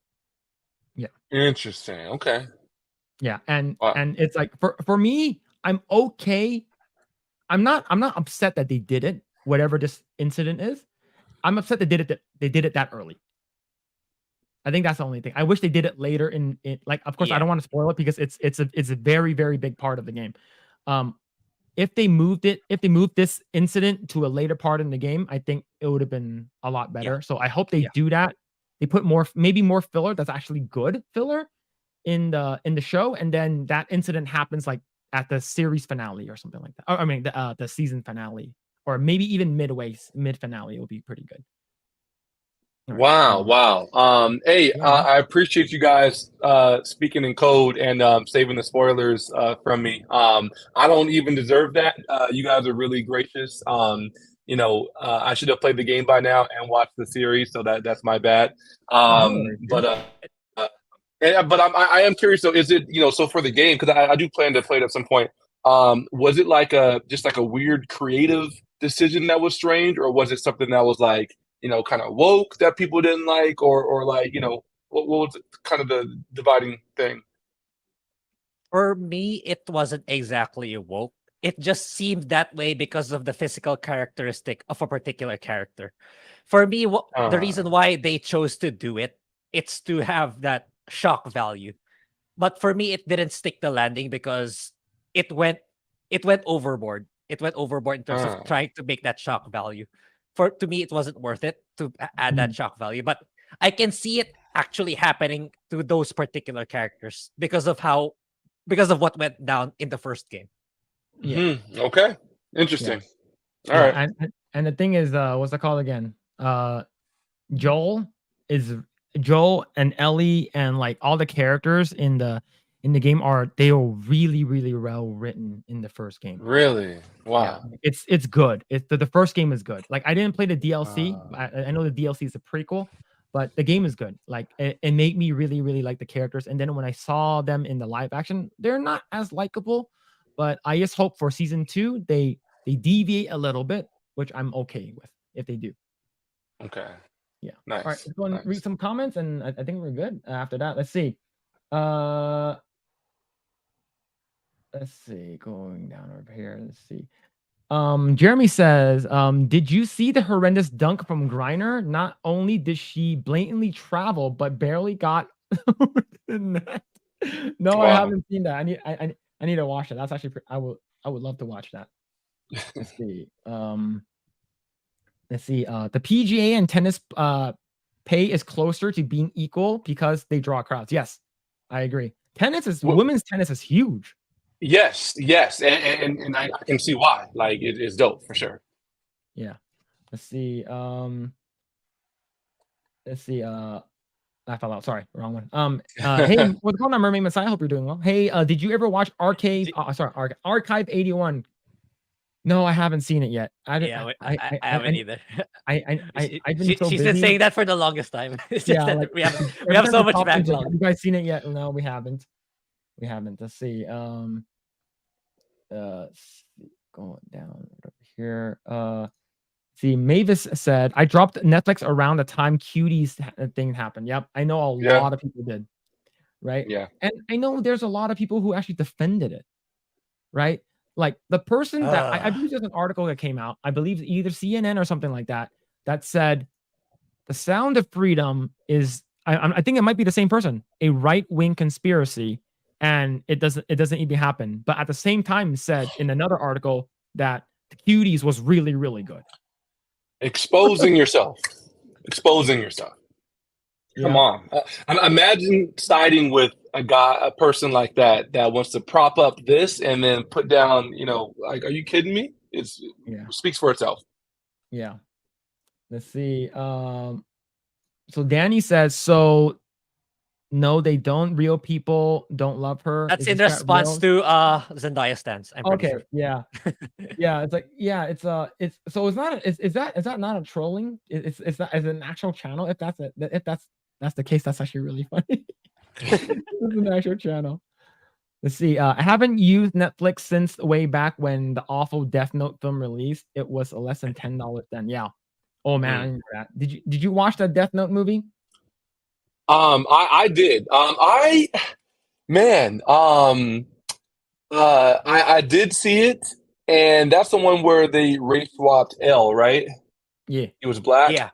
Yeah. I actually enjoyed it, I think, for the most part. It wasn't as bad as I expected. Did you watch or read the manga or anime? I did do the anime. Freaking love the anime. Yeah. Okay, now compare that to the movie that you watched. It's like, do you still consider it good, or do you think it's like a standalone story? Oh no, I wouldn't say it was good. It was just, it was enjoyable. I would say it was worth the watch, especially since I forgot the demon guy, but I enjoyed seeing him. Ryuk. Yeah, thank you. I would say it was worth a watch at least. Yeah, like for me, I think if you know nothing about the Death Note universe or the original animated manga, I think it's okay, right? Mm-hmm. But if you are a big fan of the original, you're gonna hate that one. Yeah. Okay. Yeah. I can see that. Let's see. Go ahead. Let's see. Let's see. This is for The Witcher, right? Let's see. The game is amazing. Ignore the show. The Witcher is honestly a really long story. Yeah. The Witcher, I believe I played it for a good while, right? And I didn't even do all the side quests. I didn't even do the DLCs or anything. I just did the main story. It still probably took me 50 to 60 hours to beat it. Wow. And that's just the main story. Yeah. Wow. Yeah. So it's good though. It's what's it called again? It's not like a sprint. It's like it's basically like a marathon. Yeah. No, perfect. Good. Sounds good to me. Yeah. Let's see. Netflix Witcher spends too much time on Yennefer. Yeah, in season, and especially in season 2. Yennefer is basically one of the female characters, and season 2 is all about her. And I'm for me, I'm just oh man, it's give me All right. See, I almost said, "Give me Henry Cavill's butt," but I didn't. But I just said it right now. But what's that called again? It's like it's too much Jennifer and more of a backstory. I'm pretty sure it's in the game. Is it in the games, Grae? Like what happened with Jennifer? I'm not sure if you watched season 2. It was I believe in The Witcher 2, it was narrated with what happened between them in the past, with what happened to Geralt. But in Witcher 3, we didn't get any of that at all. So it was just narrated in Witcher 2 with what happened in the past. Because in Witcher 2, Geralt was still remembering all his memories. He was still trying to remember what happened with him and Yennefer. So that's it. Yeah. Not the woke stuff that the show did it in Netflix. Yeah, true. Let's see. Just spare him and tell him spoilers. Nah, man. Like if he's gonna play it, I don't want to like spoil it. Like because like those moments are huge. Like the moments that we're trying not to spoil, they're big. They're like man. Like Yeah. they're like keystone moments in the game. It's very Sorry guys. If you don't have plenty of time, I would if you want to play them, I would go for The Last of Us because that game's a lot quicker compared to it's a lot shorter. You can probably beat it in like 10 hours, 10, 12 hours. Okay. Oh wow. All right. Casually you just beat it. It's pretty linear too. There's not a lot of like side stuff. Let's see. So what's this one? Zendaya says Zendaya should be the one to replace women in movies so they will perform better. I don't know, man. I don't know. I think that might backfire. If Zendaya, her movies are not woke, I would rather watch that. I would rather watch a 14-year-old boy do a movie that's not woke than a hot girl doing movies that's woke. Yeah, because it can still be entertaining. Yep. For sure. Let's see. John Platt says, gotta go now. Gotta go now, guys. Thanks for the fun discussions and pop culture topics. Bye, yo. Take it easy, dude. Yeah, so much for hanging out. Yeah. Willem Dafoe was perfect casting for Rio. Yes. That's the saving grace of that one. I really liked it. Yeah, that's what I'm saying. Yeah, for sure. Let's see. Mavis says the live action One Piece looks god awful. Yeah, I heard the new trailer dropped yesterday or today. I don't know. Ryan, are you a One Piece fan? Oh man, I have not started that one yet. Okay. I don't know, man. None of us. We're all in the same boat. I mean, well, look. I actually tried. I watched maybe like 3 or 4 episodes. And really, it was just like the art that kind of like did it for me. Where I was like, I can't really keep up with this. I hear things get better, and I hear that you definitely get into the story and all that kind of stuff. So I feel like eventually I'll probably try it again. But for now, it's like kind of at the bottom of the list of my anime list. So yeah. Like for me, I heard like you need to wait until like season 4 or like the third. That's a long time. Yeah, for it to get really good. I'm like, oh man, like, it's like really? It's like you gotta hook me in like the first couple episodes, man. Right. That's what you do with Naruto. Like Naruto was like that. Like it hooked me in like the first episode of Naruto got me real quick. Oh, yeah. I was on that. Oh yeah, man. Yeah, like Naruto was fast, like Bleach was quick. Like the first episode, you're like, oh crap, like because you're talking about the big 3 here, right? Naruto, Bleach, and One Piece. But One Piece, you're gonna hook me in 4 seasons? Oh man. We'll see. We'll see about that one. I might just like read it because I heard reading it's way better. And you don't have like the long expositions and stuff like that, but I might just read it instead. All right. I am though, by the way, happy about its success. I'm happy that it's getting live action. I'm happy that it's still going forward and like all this publicity and all that kind of stuff. I wanted to do well, and so yeah, I'm happy for that. Yeah, I agree.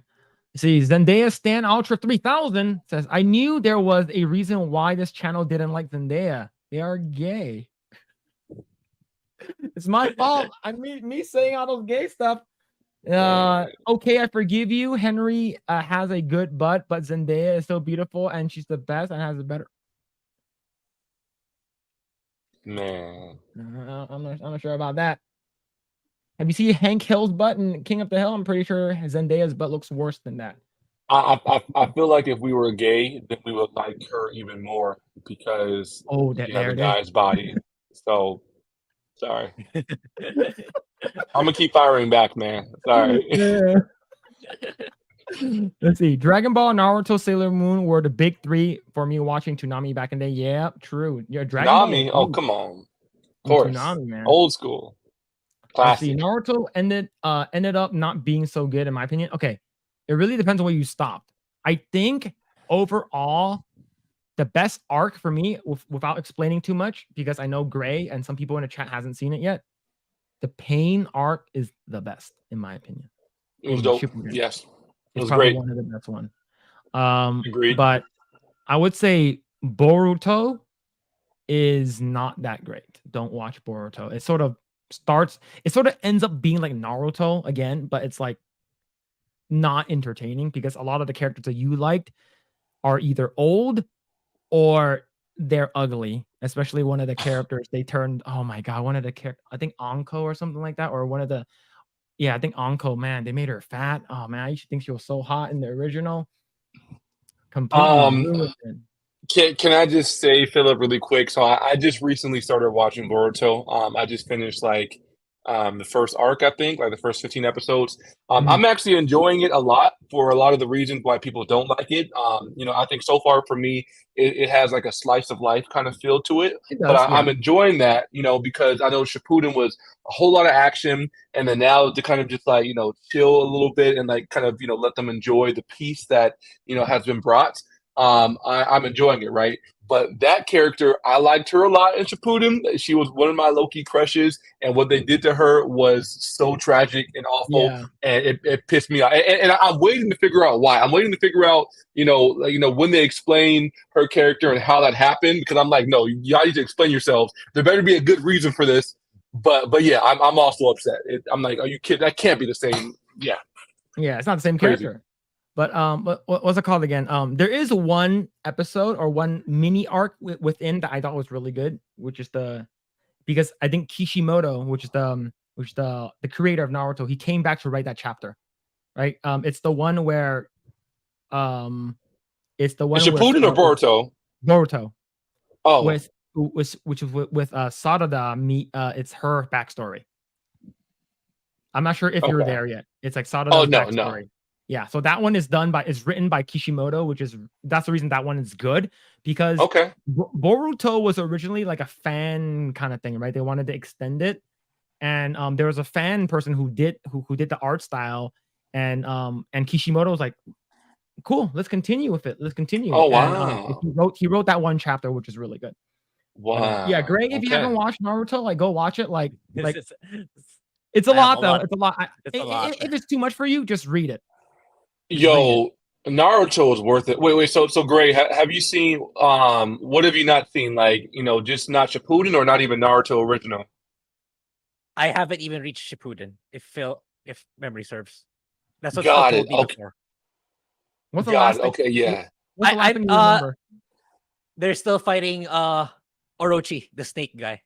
So a lot. I have a lot to go. Which part of Orochimaru You're right. Exactly. Crap. Shoot, what's the name of the old guy in Leaf Village? Jiraiya? No. The third Hokage.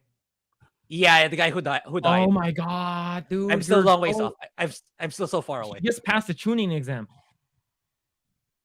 He just passed it. That's right. That might. Okay. Yeah, I don't remember. You're wait. I'm at the part where Naruto's going after Sasuke because Sasuke was being recruited. That's a good arc. That's a good arc, man. Bro, please finish it, bro. Original Naruto was great. Like the whole way through for me was awesome. Yeah, it finishes pretty strong. Yeah, it's because because you're at the last arc of Naruto. Because after that arc, it goes ignore all the fillers. If you're reading it, it goes into Shippuden right away, and it's good. And man, like my wife, she started doing like reacts for Naruto. So she started off with Shippuden. No way. Yeah, she's just doing reacts on it, but like she stopped ever since like we had our kid. But she just got to the Tenju Bridge after they fought Orochimaru. That's another time. And I was like, you have to continue going. You're almost at the Kakuzu arc with Hidan, and that arc is good. And one of her favorite characters is Shikamaru. Yes. Yeah. So good. So good. But yeah, we've got like super. Yeah, Grae. If you don't have time to watch it, just read it. Just read it. It's good. That's what happened, right? I was waiting for Shippuden to come out on anime so I can just watch it. But there was like 300 filler episodes. I'm like, I'm not waiting. And I just ended up just reading it, and I finished it. I'm like, I'm not waiting. Like, I'm like, screw it, man. And the thing is that great thing about reading, same thing with One Piece. I might start, no fillers. Everything is like canon. Which is great. Nice. But yeah. All right, cool. I think let's go ahead and read some comments and then we can call it. Let's see, which because we started talking about Naruto and stuff. Let's see. Let's see. Yes, Pain was awesome. Yeah, Pain is a very very good arc. It's probably one of my favorites. Yeah. Let's see. The Boruto manga has some interesting moments. It does. I did like it got really crazy because it went into like a weird direction without spoiling anything because I do know sort of what happens. But yeah. Let's see. It contradicted itself. It's not the show's fault. The creator was handed a bad position. He had to write and produce the manga only on a weekly basis. There was bound to be lower errors. Yeah, I think that's what happened with Bleach. I think Bleach didn't have too much fillers, and the anime was catching up to the manga, and that's where it got really really bad. And that's the reason why they had to retcon it, and that's why what happened now, like what's happening now in the anime, is actually supposed to be like canon, and what we saw before wasn't canon. Oh wow! It's sort of like what they did with Full Metal Alchemist with Brotherhood. Yeah. That was good though. Full Metal. Grae, did you watch Full Metal Alchemist Brotherhood? Nope. That one is good, man. That one is good. It's a solid one for sure. It's a must watch. Absolutely. Yeah. Man, but the first, I just remembered without spoiling it, that episode that messed me up was the one with that scientist's kid. Of course, man. Oh man, it messed everybody up, bro. I'm right there with you. It's tough. Yeah, but the Full Metal Alchemist animated live action animated was okay. It's not terrible. Oh, bro. I stayed far away from that because I was like, no, I love Full Metal Alchemist too much to be turned off by some bad freaking adaptation. So I didn't watch it. But is it? Can I watch it? Is it okay? It's like they basically made like the entire series into like a movie, and it's what? Yeah, man. Yeah, it's okay. The same thing with what they did with Attack on Titan, like the live action movie. It deviated so much that like I hated it. And these were done by the people in Japan too. So this is like they did it themselves. It's not like this is their stuff. Yeah. Right. Wow. Okay. See right here, Danny Brooks says One Piece doesn't get good until the 4th or 5th season. After that, it gets really good. The Marine Ford, A Pirate War is one of my all-time favorite anime arcs. Man, that's a long. It's tempting. I'll read it. But I'd rather read it. Yeah, maybe. Damn. Yeah, so my brother tells me the same thing. Both of my brothers, like, my younger brother, who's like who's a year younger than me, he's a big One Piece fan. And then my youngest brother, he's 9 years younger than me, and I believe like 2 years ago, like when COVID happened, he was like, "Oh, I'm gonna get into One Piece." And then my brother Raymond was like, "Yeah, it's really good." He's like, "Just read it." And I went back like several months, and he's like, "I'm caught up." I'm like, "You read 1,000 chapters?" He's like, "Yeah, I couldn't stop. It's that good." I'm like, "Wow, no fucking like no way." He's like, "Yeah, it's that good. It gets better. It's popping off right now." I'm like, 1,000 chapters and it's getting better. Oh my god, dude, that's so much. Hey, see, and that's part of the reason why I am interested, because if something gets that good and it's so long, that's beautiful, man. Like one of the things I hate the most is when I'm watching something, reading something, and then it's over too fast. But One Piece, there's so much, so that sounds like something I might have to do, man. Yeah. Wow. May just read it. Let's see.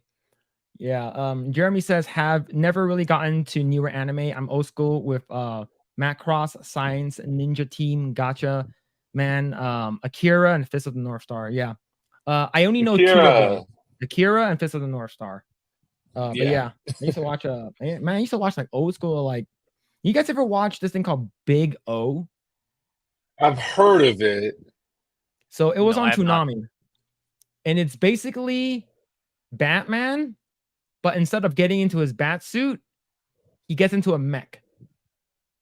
Okay, interesting. Yeah, that's basically the story. Like, he saves this like girl who's like a maid or something like that. That I believe she's an assassin, and he has a butler. Like, the guy has a butler, and the butler like helps him, and then he gets, so instead of suiting up to become Batman, he gets into a giant mech, which is pretty cool. Like, I really enjoyed that one. So that one, that Yeah. was an older one, and also of course Nice. Cowboy Bebop is always really good, like the actual Oh, yeah. anime. Classic. Let's see. You will miss some backstory, but if you're going to watch One Piece, skip the first 2. Really, just go into season 4 or 5. Just start there. Who cares about backstory about Luffy? I can't skip stuff. Ain't no way. No. Yeah. I was recommended to do that because like I was told in my Discord server, like the websites now, it tells you if that episode is a filler. I was like, no, even then, Right. if I feel like I should still watch it. That's what they I did feel with that. what's it called again? Dragon Ball Z. Like, there's a website that tells you where all the filler episodes are. So Yeah. I got my wife to watch Dragon Ball Z last year, like the entire thing. Like, to be honest though, I sort of cheated with the first several arcs, right? With the Saiyan saga, Frieza saga, and Cell saga. I sort of cheated, is because I just told her to watch Dragon Ball Z abridged on YouTube, which is good. Is because it makes it funny. It makes a lot of the movies into canon, and the side stories canon. And then we actually started watching the Boo saga, like actually watching it. And I asked her which one's your favorite arc, and I thought she was gonna say Cell, because that's my favorite one. She said Boo saga is her favorite. I'm like, I'm so surprised. I don't think I've ever heard that before, man. Cell Saga Boo saga is her favorite. that's I'm like, crazy. she's like, yeah, I really like Majin Buu as a character. You know, it's really good bad guy. You know, and I'm like, really? And she's like, look, you Super Saiyan 3, Majin, Vegeta. I'm like, yeah, those are pretty cool. But as a villain, really? She said, yeah, I love Kid Buu, and I love, Hercule Satan, like him. Actually, he's the one who actually saves the universe, because if it wasn't for him, people wouldn't came together to give him the spirit bomb. I'm like, right. all right, yeah, I guess it's pretty good. And then we ended up watching Super as well. Like, we went all in, and like we watched a Tournament of Power, and she's like, and she really liked the turn. She loved Goku Black. Really? Yeah, she loved that arc because she loves Trunks.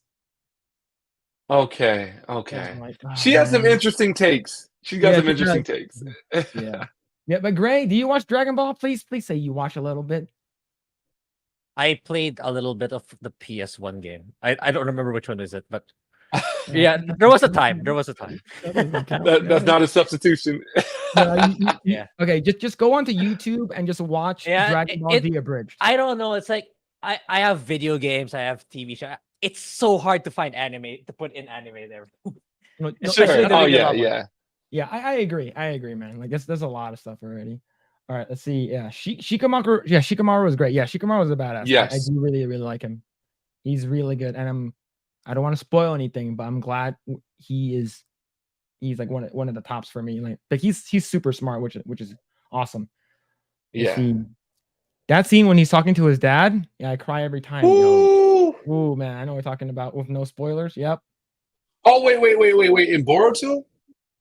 Or no? I think it was in the in Shippuden, I believe. Maybe it was during the ninja. I know. War? Yep. Yeah. That's right. Okay. Yep. Yeah. For sure. Yeah. Got it. Let's see. Go ahead. Yeah, I gotta watch Brotherhood. Yeah, Brotherhood's good. Yeah. Check out Brotherhood. Brotherhood is good. Solid. See, Sailor Mercury says, I never saw Brotherhood, but I love the original. Yeah, I heard the original is good, but it deviates a little bit. But like I remember my brother-in-law, he loves Brotherhood. So he's like, just watch Brotherhood. It's so good. And then he showed me that one scene with is it the fire dude? Is he Mustang? Yes. He lights Yes. Envy up. Oh my It was god. amazing. I'm like, holy crap. Like let's Oh no. You're probably thinking of Lust. yeah, Lust, not Envy. Yeah, Lust. Yes, Lust. Yeah. It was Lights her awesome. up. I'm like, holy yeah, okay. I need to watch this now. And that's what that was it. That was it. It was that simple. Yeah, it was hype. He's like, let me know if you like this clip. I'm like, oh, this is badass. Like, Woo! Watch more. And see, Lost Tale says, yeah, Shonen Jump has no idea how to handle a series once it becomes super popular. They keep their most popular stories on a weekly release. The stories can become broken if the creator isn't prepared. Yeah. I believe. Yep. That it is what it is, man. And is Shonen also in charge of Demon Slayer? It kind of seems like it would be. Yeah. But I'm not sure. Yeah. I know Spy Family is up there too, though. Spy Family is good. Uh-huh. Ryan, have you watched Spy Family? I've heard some of it. I think I've seen maybe like one episode, but I haven't like really jumped in yet. Yeah, it's a super feel good, like simple story that's like it's super funny and stuff. But yeah, Grae started like buying like all the manga and stuff. No, I'm still stuck at the third one, so I haven't bought any the succeeded ones ever since. But yeah, it got me to buy the manga. Yeah.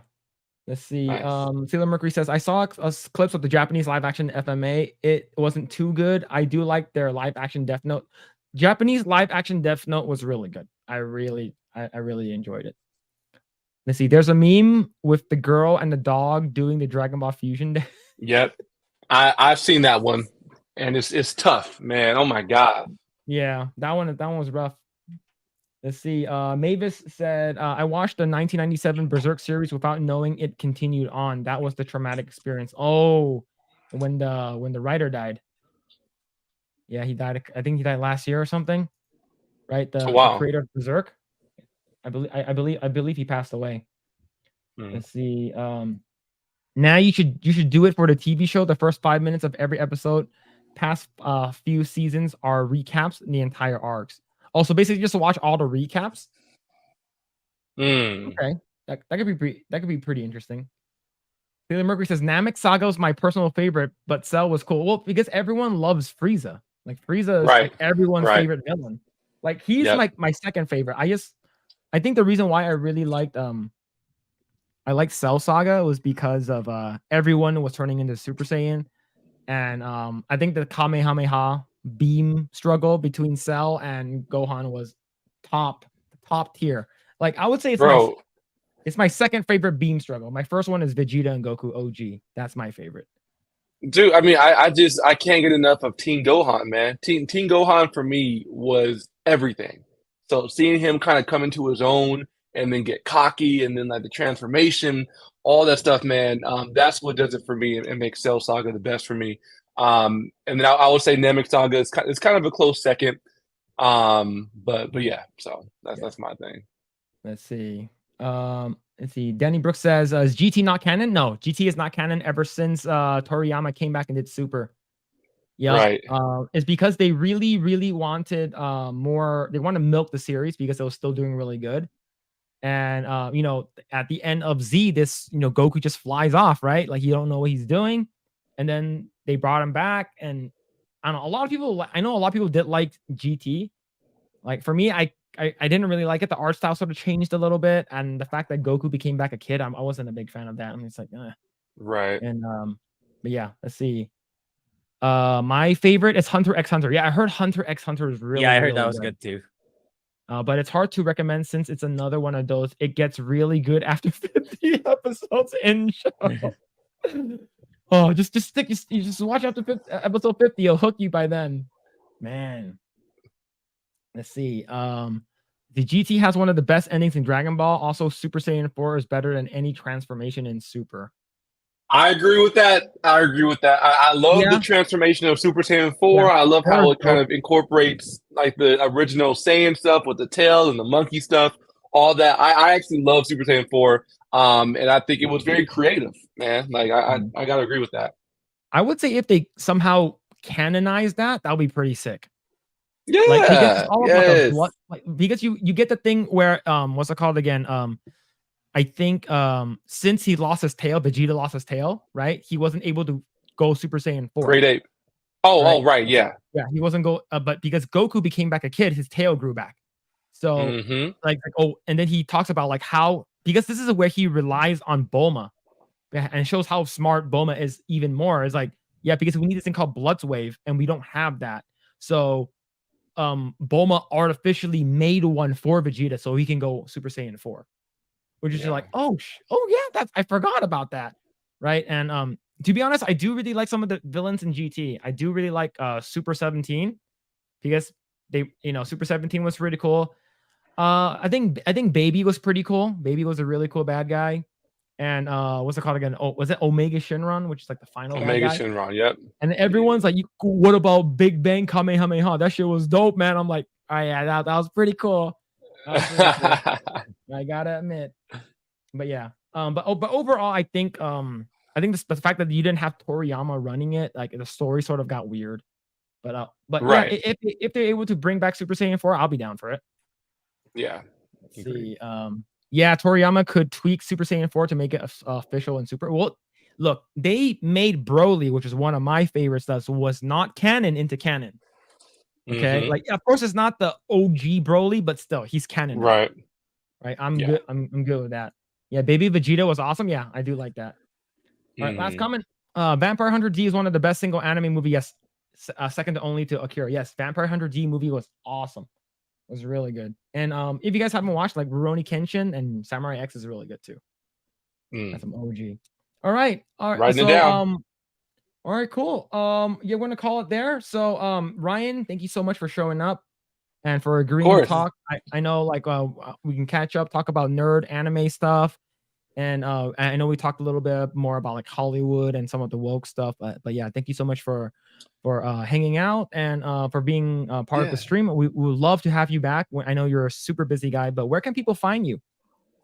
Yes, sir. So, okay, so I do technically have a YouTube, but I don't really have any content on there. It's kind of just more for me to watch other stuff. But I am on Instagram. That's probably the most where I have the most presence. So you guys can find me.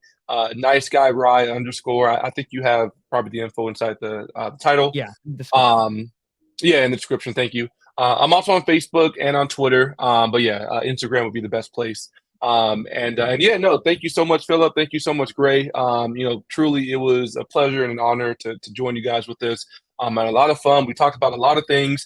I think a lot of the stuff that we did talk about, I probably could have gone in deeper, if we had more time or whatever. But this was an awesome experience, and really, pretty much one of my first times, doing something like this. So, anyways, thank you guys for having me. Honestly, it was a great time. So, thank you. All right, thank you. All right, and Grae, what are you up to, man? You mentioned something about like taking a break from your YouTube channel or something. No. Yeah. So I will stop live streaming moving forward because like I want to make, especially that last video I uploaded. Oh yeah, it did amazing. I was like, oh shoot, it's doing a lot better. Okay, so you guys made the video editor happy, so he knows he's gonna get more videos in the future. So I want to focus more on that and making more videos in my personal channel. So something has to give because of my busy time. So I chose video game live streaming since it's not really productive to do those, and it's very tiring for me. So I even told Lost Tales to stop shouting out my live stream channel. So if you want to follow my videos for Japanese role-playing games, it's in the description below. So feel free to subscribe. So I'm currently finishing Chained Echoes.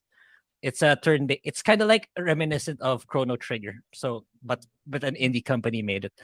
So I'll be making a video of that soon. Then I'll be thinking what video to make next that is on par to the video I just made about the modern audience. Then next week I for non-members, tomorrow should be my second review of The Flash. It'll come out tomorrow.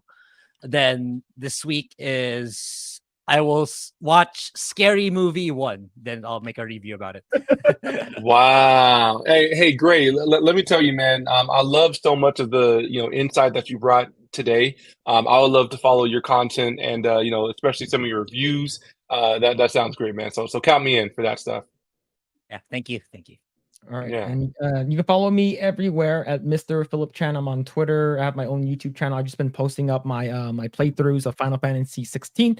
I might actually be beating it either Monday Yeah, I or think so. Wednesday. I'm really, really close to beating it. So you can follow me on Kick. I no Nice. longer stream on Twitch. But yeah, I'm on Kick, and I believe I'm a little bit more than halfway to getting affiliated. So go ahead and follow me there if you're interested. I'll probably be taking a break, Hey.